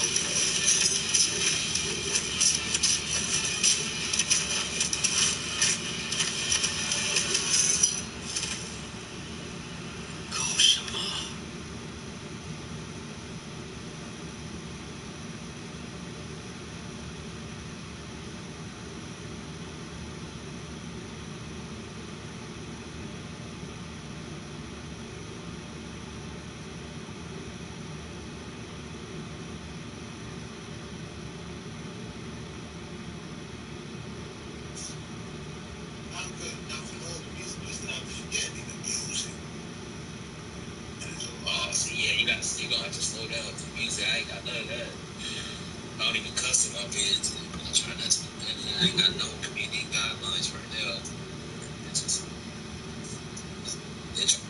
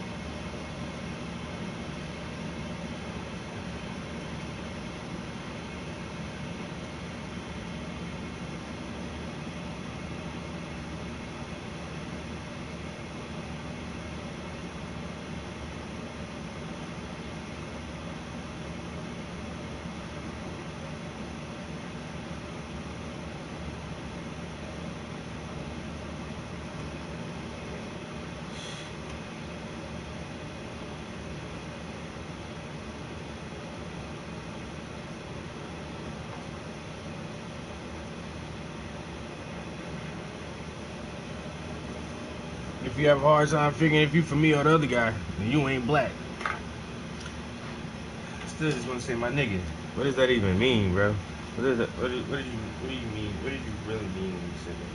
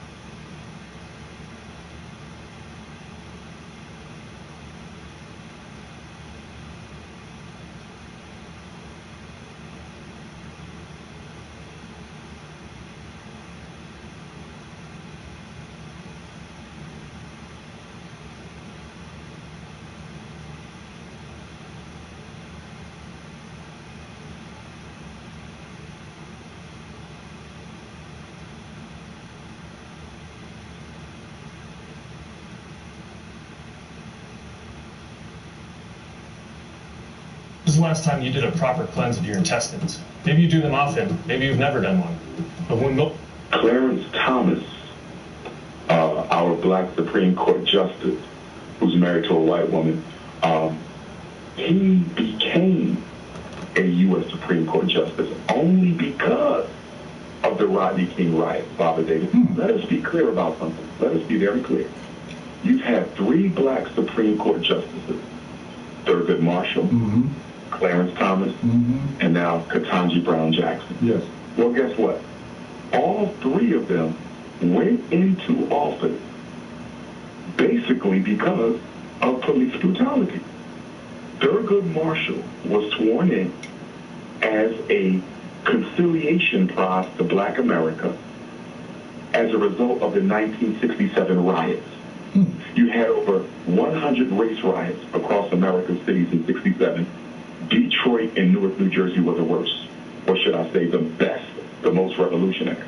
In order to placate blacks, to try to get us to calm down so we wouldn't destroy this country, they gave us Thurgood Marshall. Thurgood Marshall would have never been nominated had the Newark, New Jersey, and Detroit riots not have progressed to the level that they did. Now let's move to Clarence Thomas. Same thing. Clarence Thomas got nominated in the aftermath of the Rodney King riot. Once again, let's throw black people alone so they stop tearing up the city.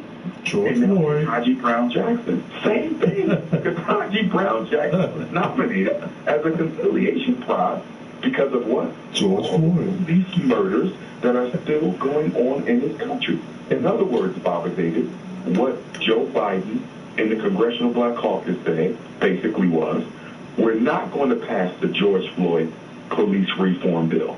We're not going to hold police accountable for black people because it's too much a part of American society. We cannot tell police they're going to get in trouble for killing black people because we need them to kill black people and we want them to kill black people. So how can we distract black people away from the George Floyd police reform bill?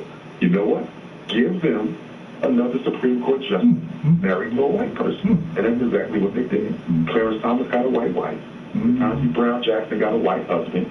Okay. Kamala Harris got a white husband. You see? So it was the only reason why you had those 3 black U.S. Supreme Court judges was because of police brutality and black revolt. Without the black revolt, you don't get no black Supreme Court justice. Wow. So they're good at giving us a symbolism, but not good at giving us substance. Symbols over substance. But guess what, Baba David? We have to bear some of that responsibility because when you look at our history, we celebrate the symbols more than we celebrate the substance. We are easily fooled by empty symbols. Think about it. Juneteenth holiday that Biden signed into law last year. We celebrated that. For what? Now you got white people planning Juneteenth celebrations all over white. Yeah, soul food to this. Yeah, it's ridiculous. You know, the school desegregation celebrated that, and no school had desegregated. You were celebrating school desegregation in 54, and you didn't even see the school desegregate till 74 when special ed came out. Yeah, what took us so long? Even now with Ketanji, you got black people celebrating Ketanji. They go to Ketanji parties. We finally got a black woman on the Supreme Court. And what is that going to matter towards the greater good of black people? Do you realize, Barbara Davis, she has already stated publicly that she's going to recuse herself of most of the race-based decisions that the Supreme Court has to hand down?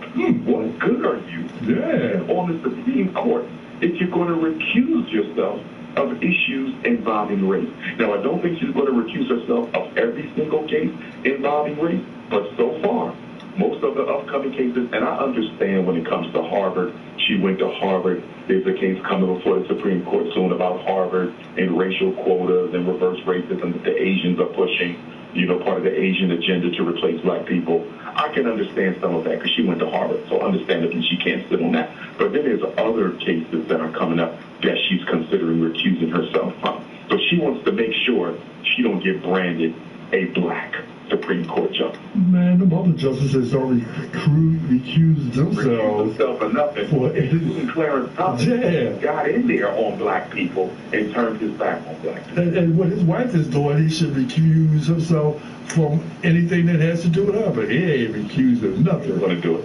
He ain't going to do it. How are we, as people, black people in the United States, viewed by international communities outside of the United States? I don't think that it is a homogenous opinion that is held by us, by Africans around the world. It differs. It not only differs by nation, it differs by community, it differs by individual. You know, I've been to South Africa, Nigeria, Senegal, Togo, Benin, Gambia, Ethiopia, Malawi. I mean, I've been all over the place, and one brother might not see himself as kith and kin with the American African. Brother right next to him might be a Pan-African and see us all as one. You know, when I'm in Jamaica or Bermuda or Bahamas or Cuba or Turks and Caicos or St. Martin and St. Croix and St. Thomas, I've been to all these places, and it's the same thing. One person may not feel they have anything in common with Africans in America, and the next person will. You know, I always tell people that you have to find folks of like mind. So you want to know where to invest $1,000 right now? Well, forget about stocks, real estate, or cryptocurrency. There is a little-known trend taking America by storm right now called digital real estate. And digital real estate creates online assets that have the potential to generate income and grow in value over time, just like physical real estate. In fact, it's one of the easiest ways for regular Americans to take advantage of this emerging industry. So you want to know how you can get started with digital real estate? Well, stick around for the next 60 seconds and I will show you how. Hi, my name is Jeff Lerner, and I did not become a multimillionaire the traditional way. I didn't work 40 years for the man, didn't invent anything, definitely didn't inherit a trust. You know, when I'm traveling the world, I gravitate to the Pan-Africanists, and they gravitate towards me. So I tend not to be around people who don't want to see us unite as one race family. I tend not to be around those kind of people, whether they're here in America or whether they're in another country abroad. My vibration is a vibration that echoes the sentiment of those who want to see our African people united on a level that supersedes our religious differences, that supersedes our linguistic differences, that supersedes our national origins, that supersedes whatever professional or fraternal obligation that we may have. And, you know, quite frankly, Pan-Africanism flies in the face of the consciousness of petty differences that has black people bogged down all over the world. Wherever you go, we are at each other's throat over petty differences. And it was the Honorable Marcus Garvey who said that we were cursed with those petty differences. If we don't have a reason to fight, we will make up a reason to fight. We can't even agree on a cup of coffee. We can't even agree on a cup of tea. We can't agree where to have a meeting. We can't agree on nothing because black people love to be argumentative with other black people. So when we stand under the red, black, and green flag as revolutionary Pan-African nationalists, we say, if you want to work for us, you have to be about the complete and unquestioned unification of all African people across the globe. Anything short of that is not Pan-Africanism. So I was asking in that connotation as well, not just the, unfortunately, what we suffer from as a people, but other people, other cultures outside of African peoples, how they viewing us as black people in the United States. If I'm saying what I'm saying accurately, if I'm communicating Okay, well. I got you. To that, I would say that they embrace the culture, they embrace the arts, they embrace the talent, but they don't embrace African life. As I always say, everybody wants to be black until it's time to protest police brutality. Everybody wants to participate in black culture until it's time for us to fight for our humanity. Everybody wants to be black until it's time to talk about the discrimination and the bias and the inequity and the racism that we suffer from. If you look at some of the greatest exploiters of black culture, the DJ Vlads on YouTube, the Eminem, the DJ Khaled, the Macklemores, the music executives in New York City, you have never seen them really do anything significant on behalf of African people's struggle. But these are people who have made billions of dollars off of our culture and off of our art. And it's the same thing around the world. Yes, they will embrace your talent and embrace your art, but unfortunately, black people make a very bad decision of thinking that just because somebody appreciates your art, they value your life. And nothing could be further from the truth. They will go to your concert and watch you sing and dance. They will go to your basketball game and watch you slam dunk and win the basketball games. But the minute you get accused of doing something wrong to some white girl, they will turn on you in a second, even without no proof against you. Look at what they did to Mike Tyson, the scoreboard player. He's supposed to like Mike Tyson, but he kept harassing him. Absolutely. You know, because he didn't have no respect for his manhood. Today, you're still black at the end of the day. That's right. No matter how much money you got, no matter how much wealth you got. I mean, look at Michael Jackson. Michael Jackson made more money for the white power structure than any black person in world history. Let me say that again. Michael Jackson made more money for the white power structure than any athlete, any entertainer, any singer, any businessman. Nobody made the white power structure more money than Michael Jackson, and they still murdered him. They still murdered him in the final analysis. Look at what Kobe Bryant did for the NBA and for professional sports and for the American brand. They still murdered him. Why? Because he wanted to start his own sneaker company. He wanted to start his own professional basketball association. That's why Kobe Bryant's plane crashed. Look at Martin. He made a lot of money for the white power structure, but they still murdered him the minute he didn't want to play ball. So we got to understand, no matter how privileged you are, you're still black. And one of the things that they do very effectively to members of our community is they are masters at getting us to drop our psychological guard and our psychological defenses and our psychological racial consciousness. White people have a way of making black people think they forgot you're black. They have a way of making black people feel that you're different than other black people. They are masters of technology and deception. And unfortunately, after 400 years, we are still falling victim to the treachery and the trickery of the white power structure. It seems like as soon as we recognize the trick, as soon as we recognize the game, then they change the rules, come up with some new tricks. Absolutely.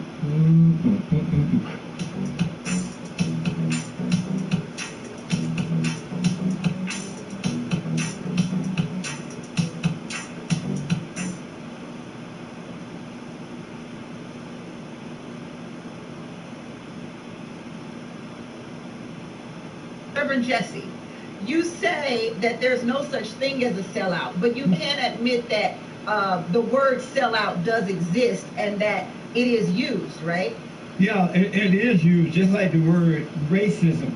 We all know that there's no such thing as racism. It's a word that made up to deceive the blind. And so when they use the word sellout, it's meant to divide and conquer. But if you're not in a fallen state, meaning that Satan is not your daddy, you can see the game that's being played. Like Dr. Umar just said, he just spoke as a blind man. He has no idea what he's talking about because there's no such thing as slavery syndrome or whatever he said.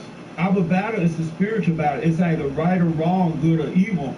And in the good old days when boys were boys and men were men, men knew that and they led their wives and children in the right way to go. And they did have a conduct of morality. They treated everyone they would like in the way that they would like to be treated, never mind the color. They taught their children how to work and be responsible and not blame and whine. And they didn't put it out there as though they could make it. Dr. Umar Johnson just well, made up words. Reverend Jesse, I don't think we should suggest that one person knows more than the other in the sense of you saying you know it all and anyone else on the panel knows less. That's a little unfair. Yeah, well, I may not know about flowers, but I know Dr. Umar Johnson is blind and that he's wrong. And he doesn't know God, so he's telling people words, fancy words, in order to deceive them. If you knew that our battle is a battle between good or evil, then you would make up words in order to deceive. You would tell the truth and hope that those who are blind may wake up and see the right way to go. I grew up on a plantation down in Alabama under the Jim Crow law, and back then black people... There were no slaves on that plantation? Well, yeah, they had, you know, and matter of fact, my grandparents' parents ran the plantation, but they weren't slaves when I was growing up. And the point is, black people had a sense of morality then, and they loved what was right. They worked hard. They loved their country. They didn't blame because the men were leading the way. Hold that thought, Reverend Jesse. Now the black men saw like women. Hold that thought, Reverend Jesse. Dr. Umar, go ahead. I don't want him to bring your name up and not allow you to respond. Okay, I had been on Reverend Jesse's show before, and they have been trying diligently to have me come back. And one of the reasons I did not return to the show is because I believe that Jesse Lee Peterson knows better. In fact, he would be a textbook definition of a sellout, because he is the type of black man who will bend over backwards to absolve the American white power structure of any responsibility for what happens to black people. And like many sellouts, they always ignore or they try to retreat away from acknowledging the role that systemic racism plays in the life of black people. Racism is not only about the individual mistreatment of black people, it is about the systemic mistreatment of black people. See, racism is a system that all white people participate in to disadvantage all members of another group. So you don't opt in, you don't opt out. And members of the target group don't opt in or opt out. But what they can do, as Jesse Lee Peterson has so effectively done in his career, is they can identify with the power structure. They can identify with white racism, and they can carve out a niche for themselves by defending the racism that is attacking black people, as opposed to defending black people against that racism. A black man in America not stand up for his people, and in turn aligns himself with the structure that is eating away at the opportunities of black people, can go very far in this country. Senator Tim Scott is an example. Jesse Lee Peterson is an example. And we will continue to create these types of personalities, Sister Tammy, if we don't come up with a code and if the black community doesn't start holding its members accountable for dysfunctional behavior. And there were slaves in America. That is not happening today. and it wasn't happening when I was growing up in Alabama. This idea that slavery is the cause of the lack of morality for black people is insane. It's just another sign of an illogical mindset. Because when I was growing up, the bathroom was outdoors, outside bathroom. I had to work the cotton fields and things like that. But it was the character of the man or the woman that counted. And when I was growing up, black people at that time were known to be men and women of character. Today, black people, not all, but most, are known to be men and women who lack character. The world knows that black people are suffering not because of this phony idea of racism, slavery, systemic racism, and all that crap. They know that black people are immoral, that they come from failing parents, and that they hate everybody, and they have no love. But that's not your story, but they're afraid to tell the blacks. That's not your story, is it, Reverend Jesse? Is that your story? No, because I was raised differently. I was raised to treat all in the way that I would like to be treated, to be fair and to be honest, because you're either children of God or children of Satan, and it has nothing to do with the color. And the children of God cannot hang out with the children of Satan because they have their hearts are wicked and they have illogical mindset. The two men that just spoke, it made no sense. So I'd like for you to teach me. They don't have a logic. Reverend Jesse, I would like for you to teach me for a moment here. Yes. Please break me away from tradition and what I've been taught in the white schools that I've attended that suggests that there was this society in America that wouldn't allow white people and black people to drink from the water fountains. Did the white institutions I attend teach me that wrong, or was that correct? I'm ready to learn from you. Well, as a matter of fact, when I was growing up, I remember the colors only signs and the whites only signs. But because most black people loved what was right, they loved God, they knew that all white people did not feel that way. It was primarily the white people who belonged to the Democratic Party, and they didn't want blacks to be a part of the Democratic Party. And so that's why the blacks started the Republican Party, because they're black. So when we dealt with for black only signs, for white only, common sense said it wasn't everybody. It was those who served evil. But it was majority of the white people. We can agree with that. No, right? It wasn't the majority of black people. It was a few. I said majority of the white people. I'm sorry? Let's get back on to sellouts. Dr. Umar. Yes, ma'am, and I would like to respond to him if I may, Sister. And it wasn't majority of whites. Thank you. Go ahead, Dr. I want to clarify something when we talk about racism. Racism is not an individual personality fault. It doesn't exist, man. Racism is not about individual personality. Racism is about systemic injustice, systemic bias, systemic disproportionality, systemic discrimination.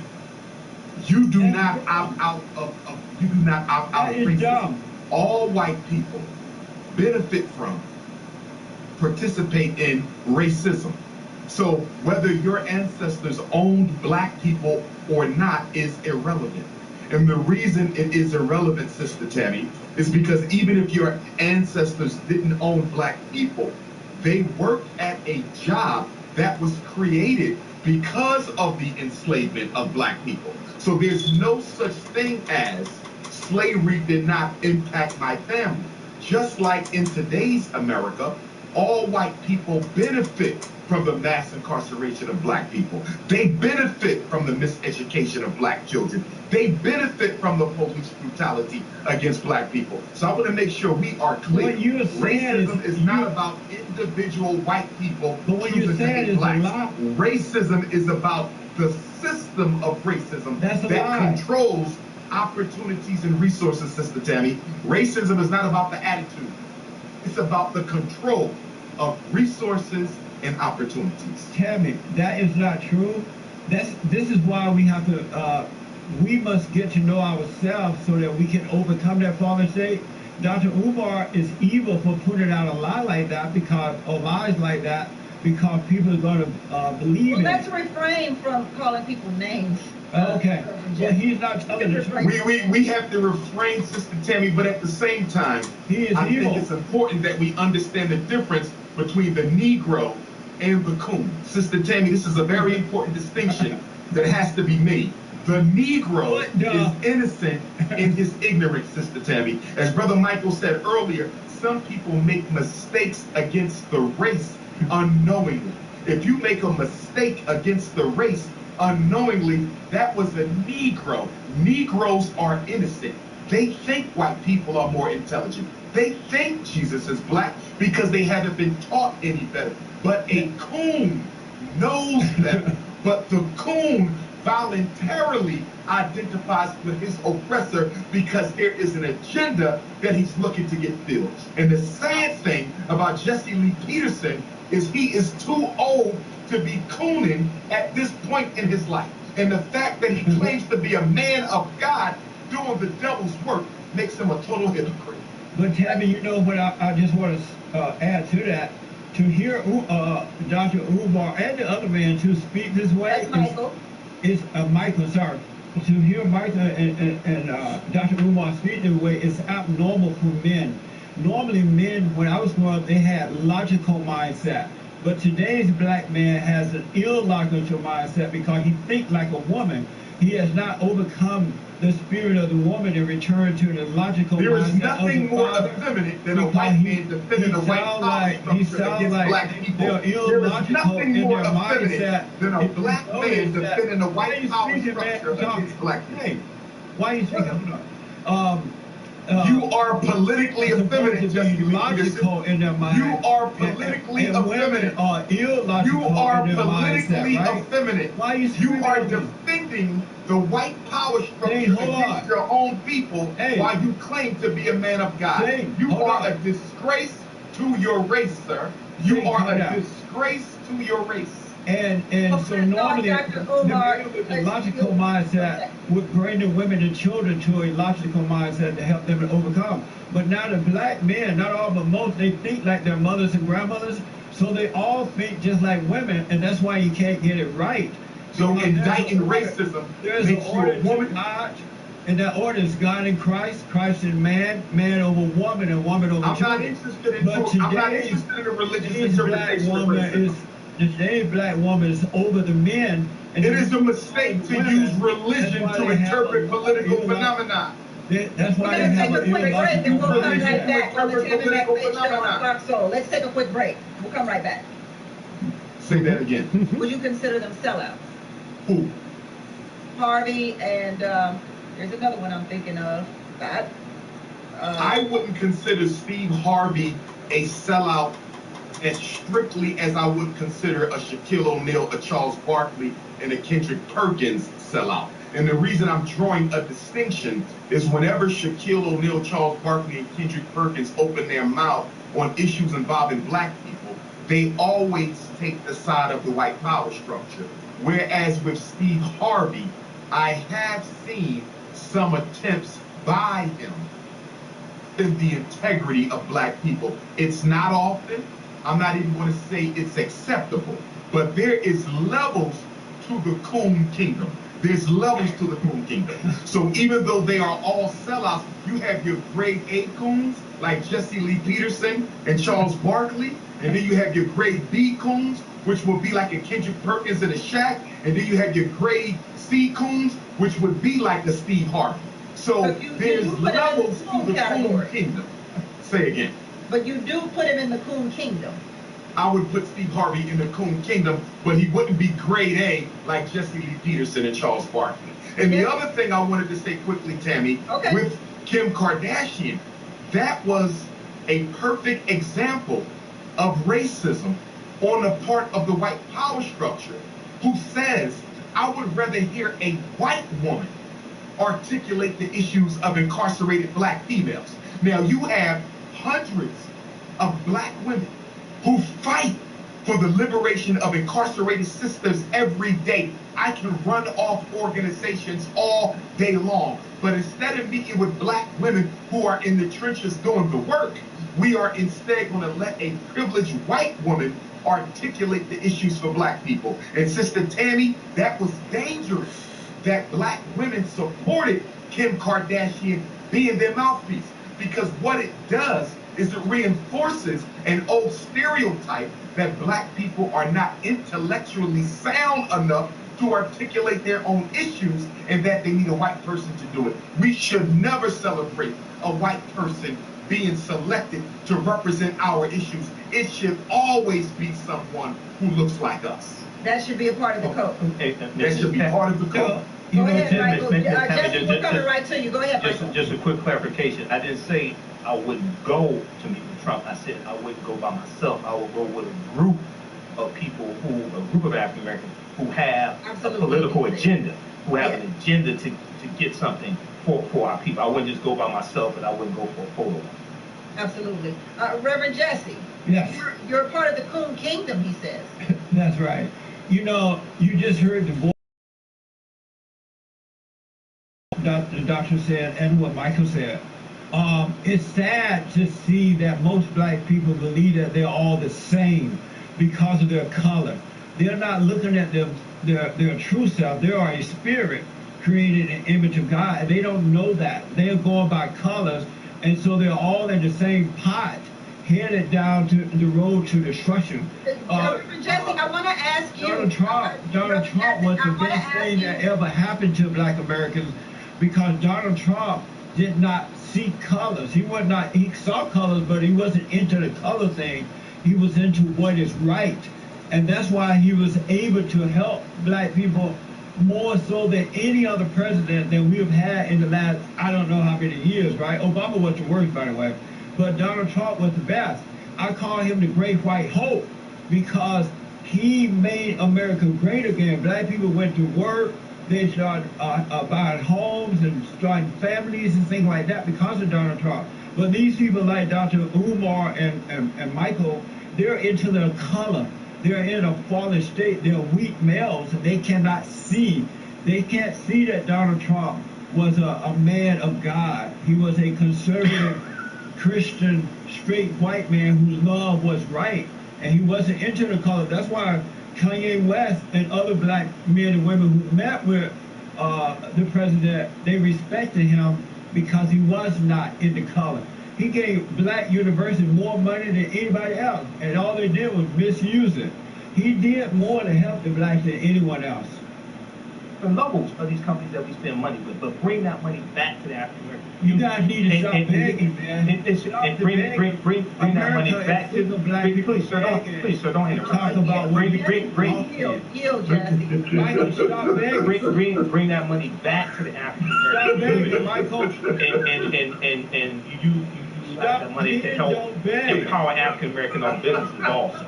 Okay. Michael, men don't beg. Please, sir, don't interrupt. Man. I'm going back on you because I respect my elders, but stop begging, Michael. What men do? I'm not begging. Men make things happen. They don't beg. They don't beg. Jesse, you wouldn't know a man if you met one. They don't want reparations. They made their way. The black man, when I was growing up, they made their way. They didn't beg the white man for anything because they didn't. It's not begging white people. Wait a second. White men were superior. If you go back to you look at the Homestead Act of 1862, that was a massive land giveaway of 245 million acres of land that mostly went to white people. Okay, if you want to talk about how white people got over in this country, it's by stealing the land, demarcating the land, enslaving African people for 246 years, passing laws that disenfranchised us, locked us out of voting. Then after the Civil War and after Reconstruction, 1877, because I always noticed black conservatives is two things you don't want to talk about. One, you don't want to talk about the Compromise of 1870. No, you interrupted. All you do, you're making excuses. No. You sound like a female. I know you cater to the white people that donate to your show. But there's two things that black Republicans don't want to talk about. And I'm not against black Republicans. I have friends that are black Republicans. You don't want to talk about the Compromise of 1877, which was the compromise between the Republicans and the Democrats. And the Republicans agreed to remove the Union troops out of the South that reinstituted the Jim Crow laws and the Union troops were protecting the rights of the newly freed slaves to a certain extent. Because that's what Democrats wanted. And you don't want to talk about the Lily White movement of 1928, which was the effort of Republicans to push African Americans out of the Republican Party and get Herbert Hoover elected as president in 1928. Now, if you want to have that conversation, we can have that conversation. It's not going to turn out the way you think it's going to. Michael, it's time to stop asking for freebies. I understand the women doing that because you ever studied the Farmers Home Association in 1930? I understand why women are doing it, but hold on, Michael. You want to talk about the $26 billion that white farmers got from the Trump administration and black farmers got 0.1% freebies? Michael, I understand the women doing it. Jesse, that is a good question. That is, he doesn't want to deal with that. Jesse, that is a good question. So let's answer that question. You say that black people want freebies, but Michael just talked about a huge freebie for the white farmers. Are we not gonna? We're just gonna gloss past that? There were black farmers who got money too. They got 1/10 of 1% of $26 billion. Whoa, hold on. Hey, they got 1/10 of 1% of $26 billion. They got $20.8 million. Tammy, as I was saying, there were black people who received the money too, and what Michael was talking about happened over 100 years ago or so. And those days, those days are behind us. That just happened last year, Reverend Jesse. Where you been? There were black people who received it last year too, but you're not hearing about that. But what I want to tell you, I mean, it's time out for black people to stop begging. I'm sick of it. We can make our own way. Black people can make their own way if they get up and do it. That's why we have to overcome this cultural thing. Because blacks who are into their culture, they think that all blacks are just like them, begging and blaming and whining and talking about 150 years ago and all that. Why not live now? The blacks didn't do that when I was growing up, especially black men. They need to stop begging for freebies. America is an amazing place, right?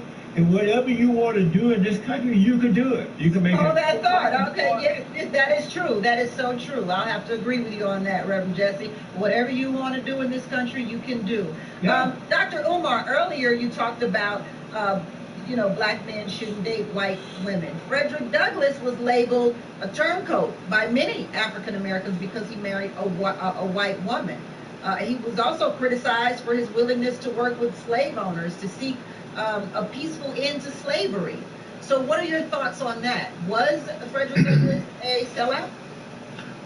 Let me take the second point first, that Frederick Douglass was willing to work with slave owners to bring a peaceful close to slavery. That is incorrect. Frederick Douglass had always maintained that slavery would not end except with blood. If there was any collaboration with slave owners, it was in discussion, because Frederick Douglass at one time worked with William Lloyd Garrison, who used moral persuasion as the primary weapon to end slavery. Frederick Douglass fell out with him because he knew that trying to convince white people that owning black people was morally wrong was not going to end the institution of slavery. So whoever made that comment was incorrect. Now let's go to the first point, that his second wife was a white woman who he married at a very old age. Was it acceptable? Not to me at all. But what bothers me, and what I do consider to be another act of racism and discrimination against black women, is the fact that Anna Murray Douglass, who was the mother of all 5 of his children, and his wife for nearly 50 years until she died of illness, who helped him escape from slavery to freedom, who came up with the escape plan, who made the escape outfit, who created the false free slave paper that he used to pass from Maryland through Pennsylvania and up to New York, she never gets mentioned. She never gets mentioned. We always skip over Anna Murray Douglass, his lifetime partner, for the white woman who he married just a few years away from the grave himself. I don't accept it. Important. I don't accept it, Sister Tammy, but can we please show respect to Queen Mother Anna Murray Douglass? She is entitled to respect, and black people have to stop skipping over his real wife for the woman he spent the last few years of his life with. Kevin, let me tell you this about the black farmers.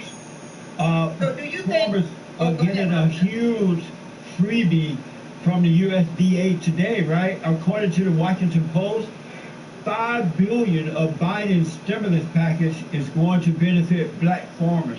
But they're still going to be begging. It's not going to satisfy them because it's not the lack of material things that blacks are having a problem with. It's the lack of moral character. Blacks are immoral, not all the most.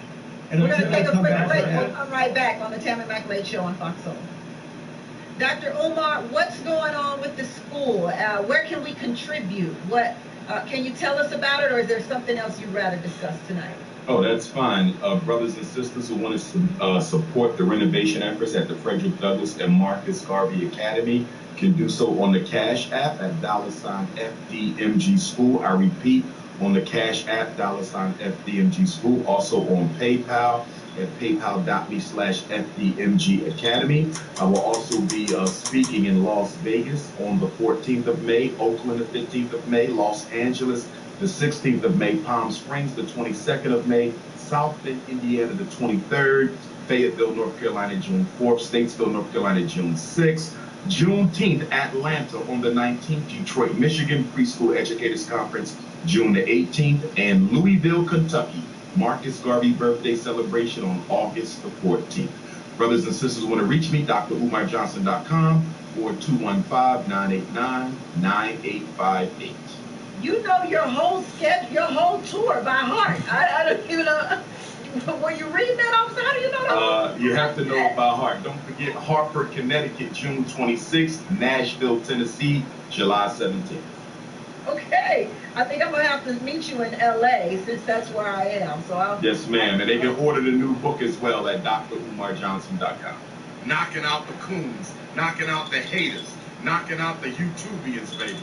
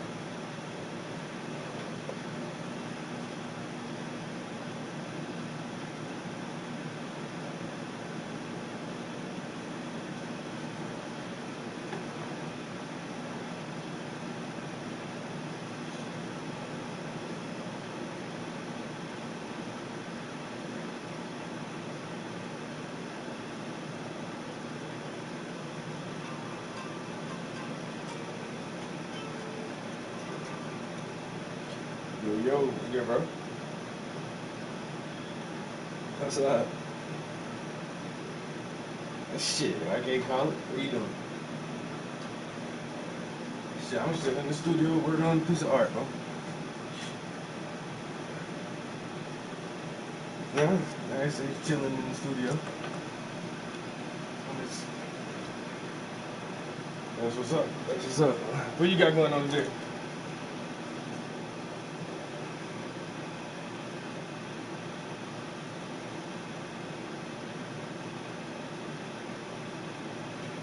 Multitask, try to get all that shit done. I feel you. I know, get that shit done early in the day so you can chill the rest of the day. Fuck that.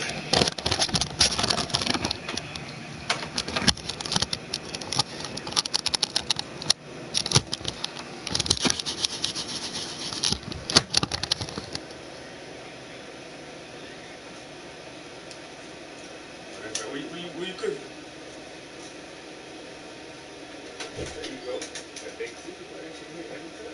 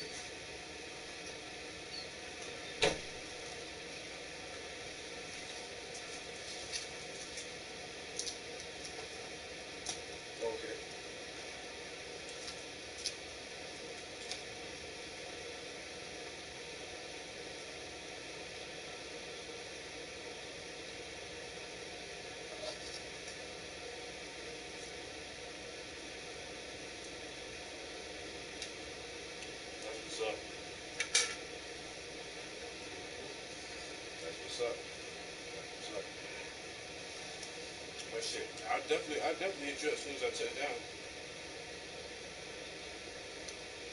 All right, man. You too, bro.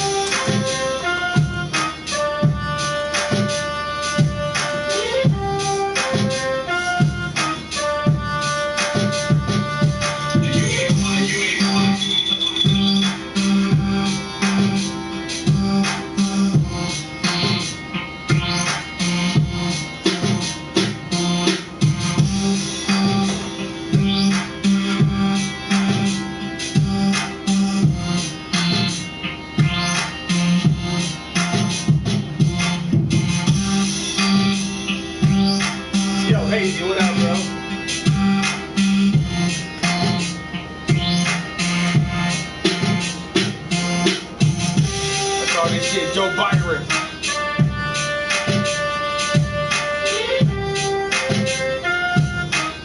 You know they don't want to see the numbers, bro.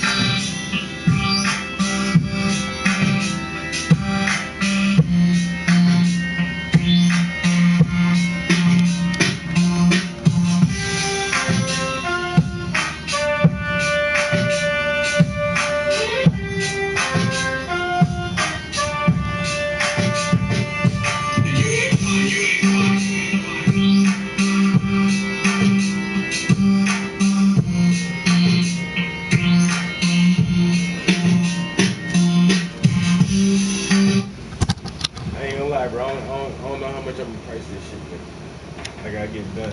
This camera right here is gonna take some hours to get all these little details on there. Man. And all the fabric work that I had to do on this shit, man. Man, look, bro. I might ask for about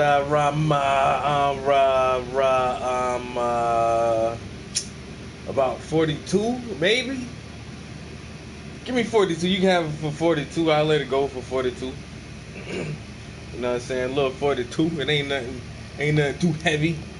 You know what I'm saying? Give me 40. Give me 40. Give me 44. Give me 44 for it. I'll let it go for 44. I ain't even lying. I ain't gonna change the numbers no more. But for 44, I'll let it go. When it's done, you see all the lettering that has to be done on this jar right here. You see all the detailing that I have to put on this little jar. All the detailing that's gonna go into the phone and the iPad. And like once that camera is finished being detailed up, oh man. I already started working on the little art supplies on there, the paints and the knife. The brushes already getting them details in there. Damn, it's like you can just pick this paintbrush up and start working with that motherfucker.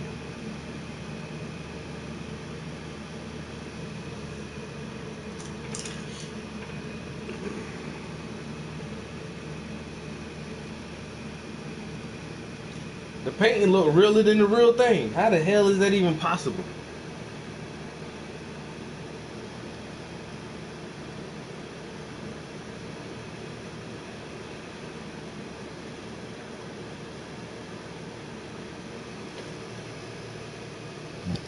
For a portrait, for you, for the low. Man. I give it to you for such a cheap price. I ain't even want to say it on air. And then everybody else will be asking, yo, let me get that same price, man. For the low.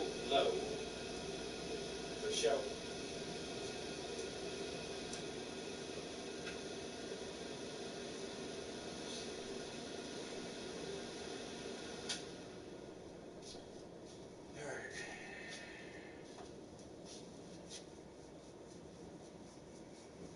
About to go run an errand real quick. I guess. Going to the store. Oh, damn. Oh, you coming up there now?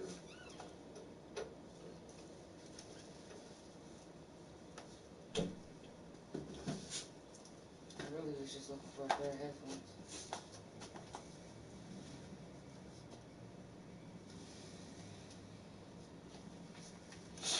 Oh, what kind of promotions you got going on?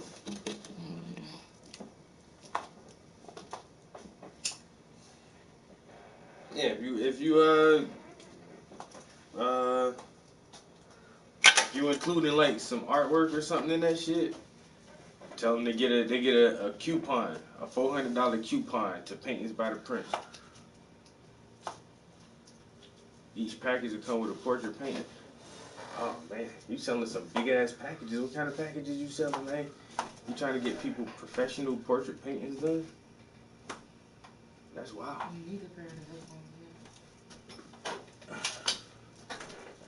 Professional portrait painting's done? That's crazy. That's like a $600 summer class. I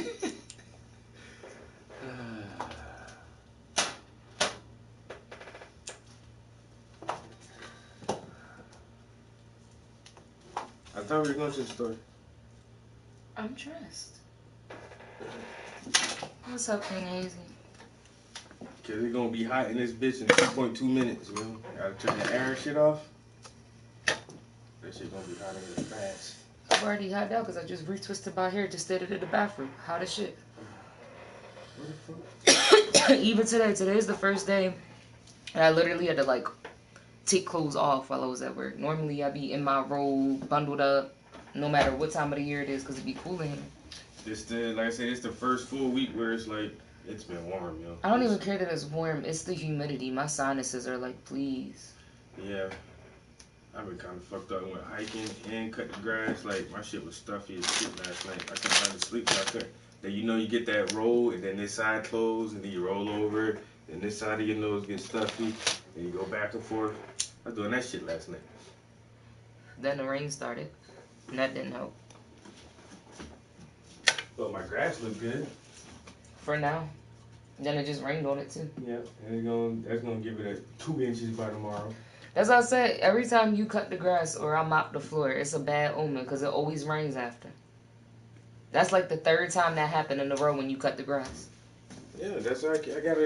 And I mopped yesterday. I mopped and you cut the grass yesterday and it rained again. And I really should have cut it last week, but I didn't. And then like this week when I cut it. Before when you did it for like a week.